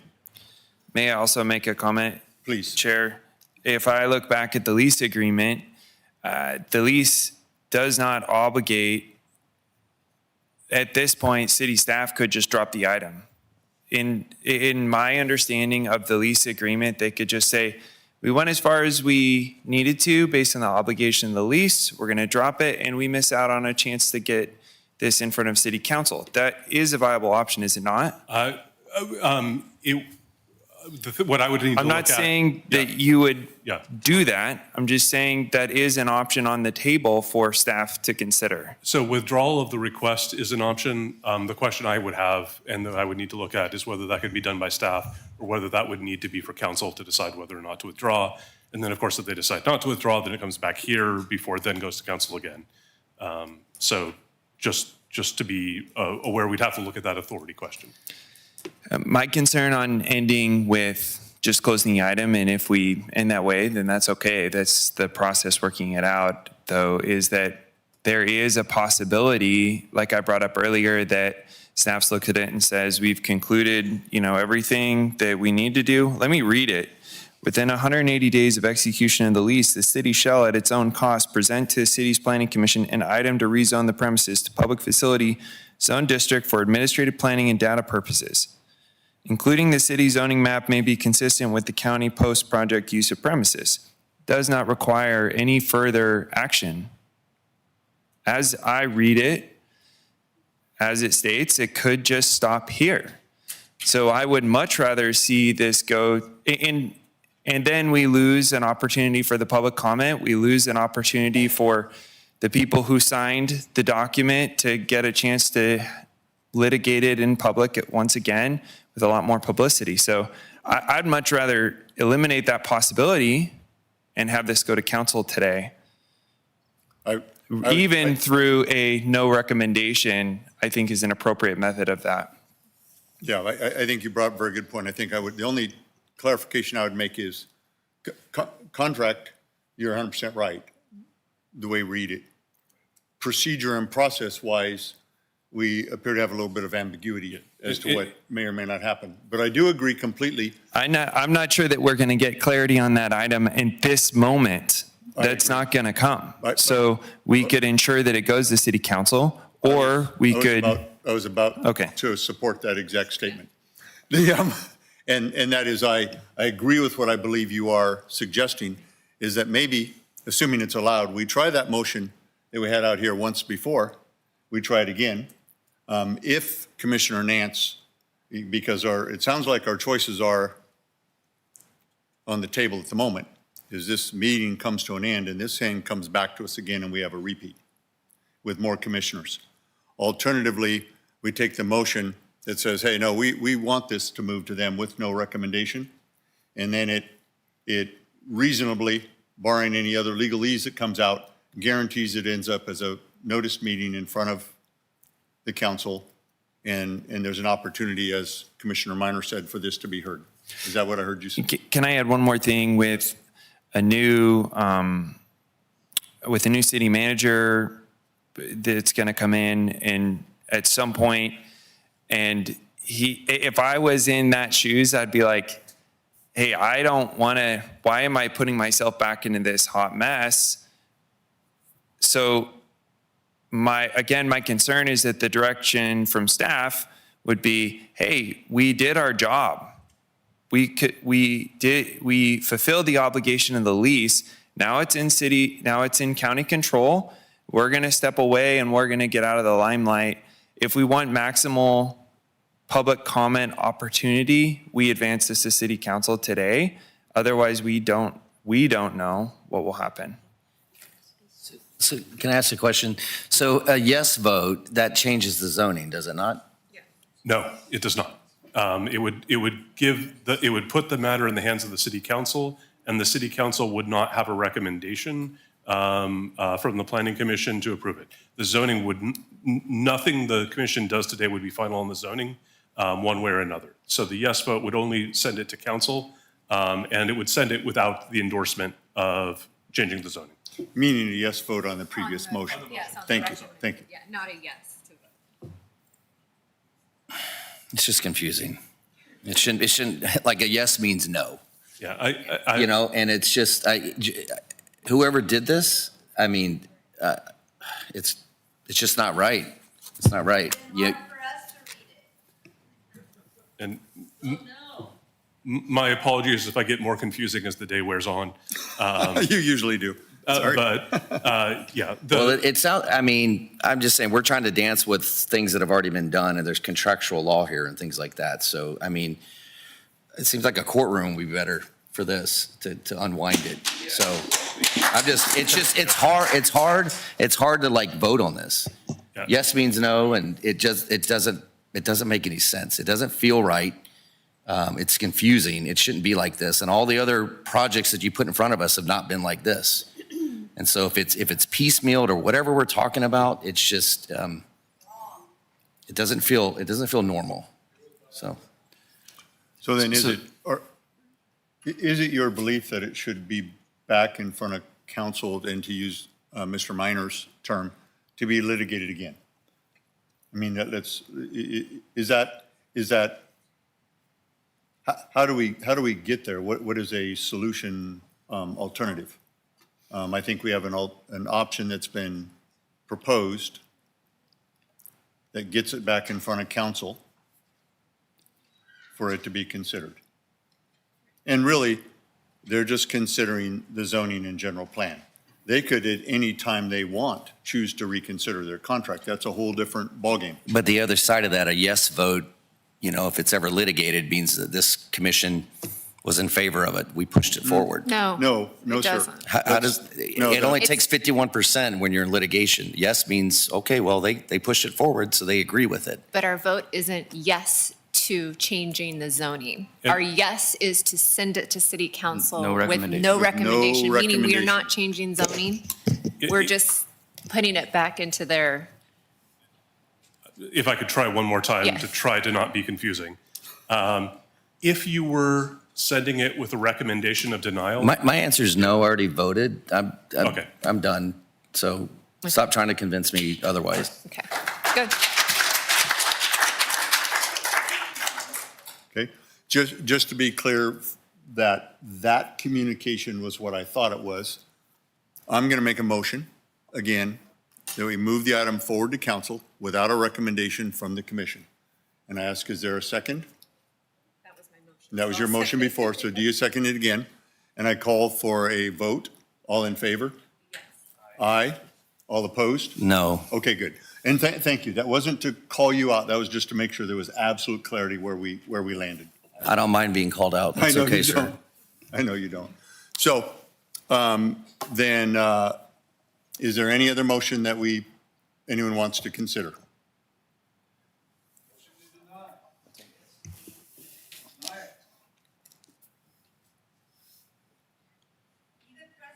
Where are you at? So with that, hearing none, I'm going to close that item. Should bring it up. And the next item on the agenda is public comment. Now, there's a public comment period now, and if anyone wants to speak on non-agendized item, and that's a legal issue. So if there's some other item that you want to address the commission on that is not on the agenda, meaning not the item we just spoke about, then let us know and get a speaker card up here, and we will give you an opportunity to speak. Seeing none, we will move on to commissioners' comments. Is there any other comments from the commissioners? I would just like to thank everybody for coming out tonight. And, you know, this is your government. And so it's your money that funds this. And just know that, that I realize that. So thank you for coming out tonight. Pandering. Okay, now, director's report, anything from the director? Nothing this evening for you, Commissioner. Thank you. And then with that, we will go to adjourn.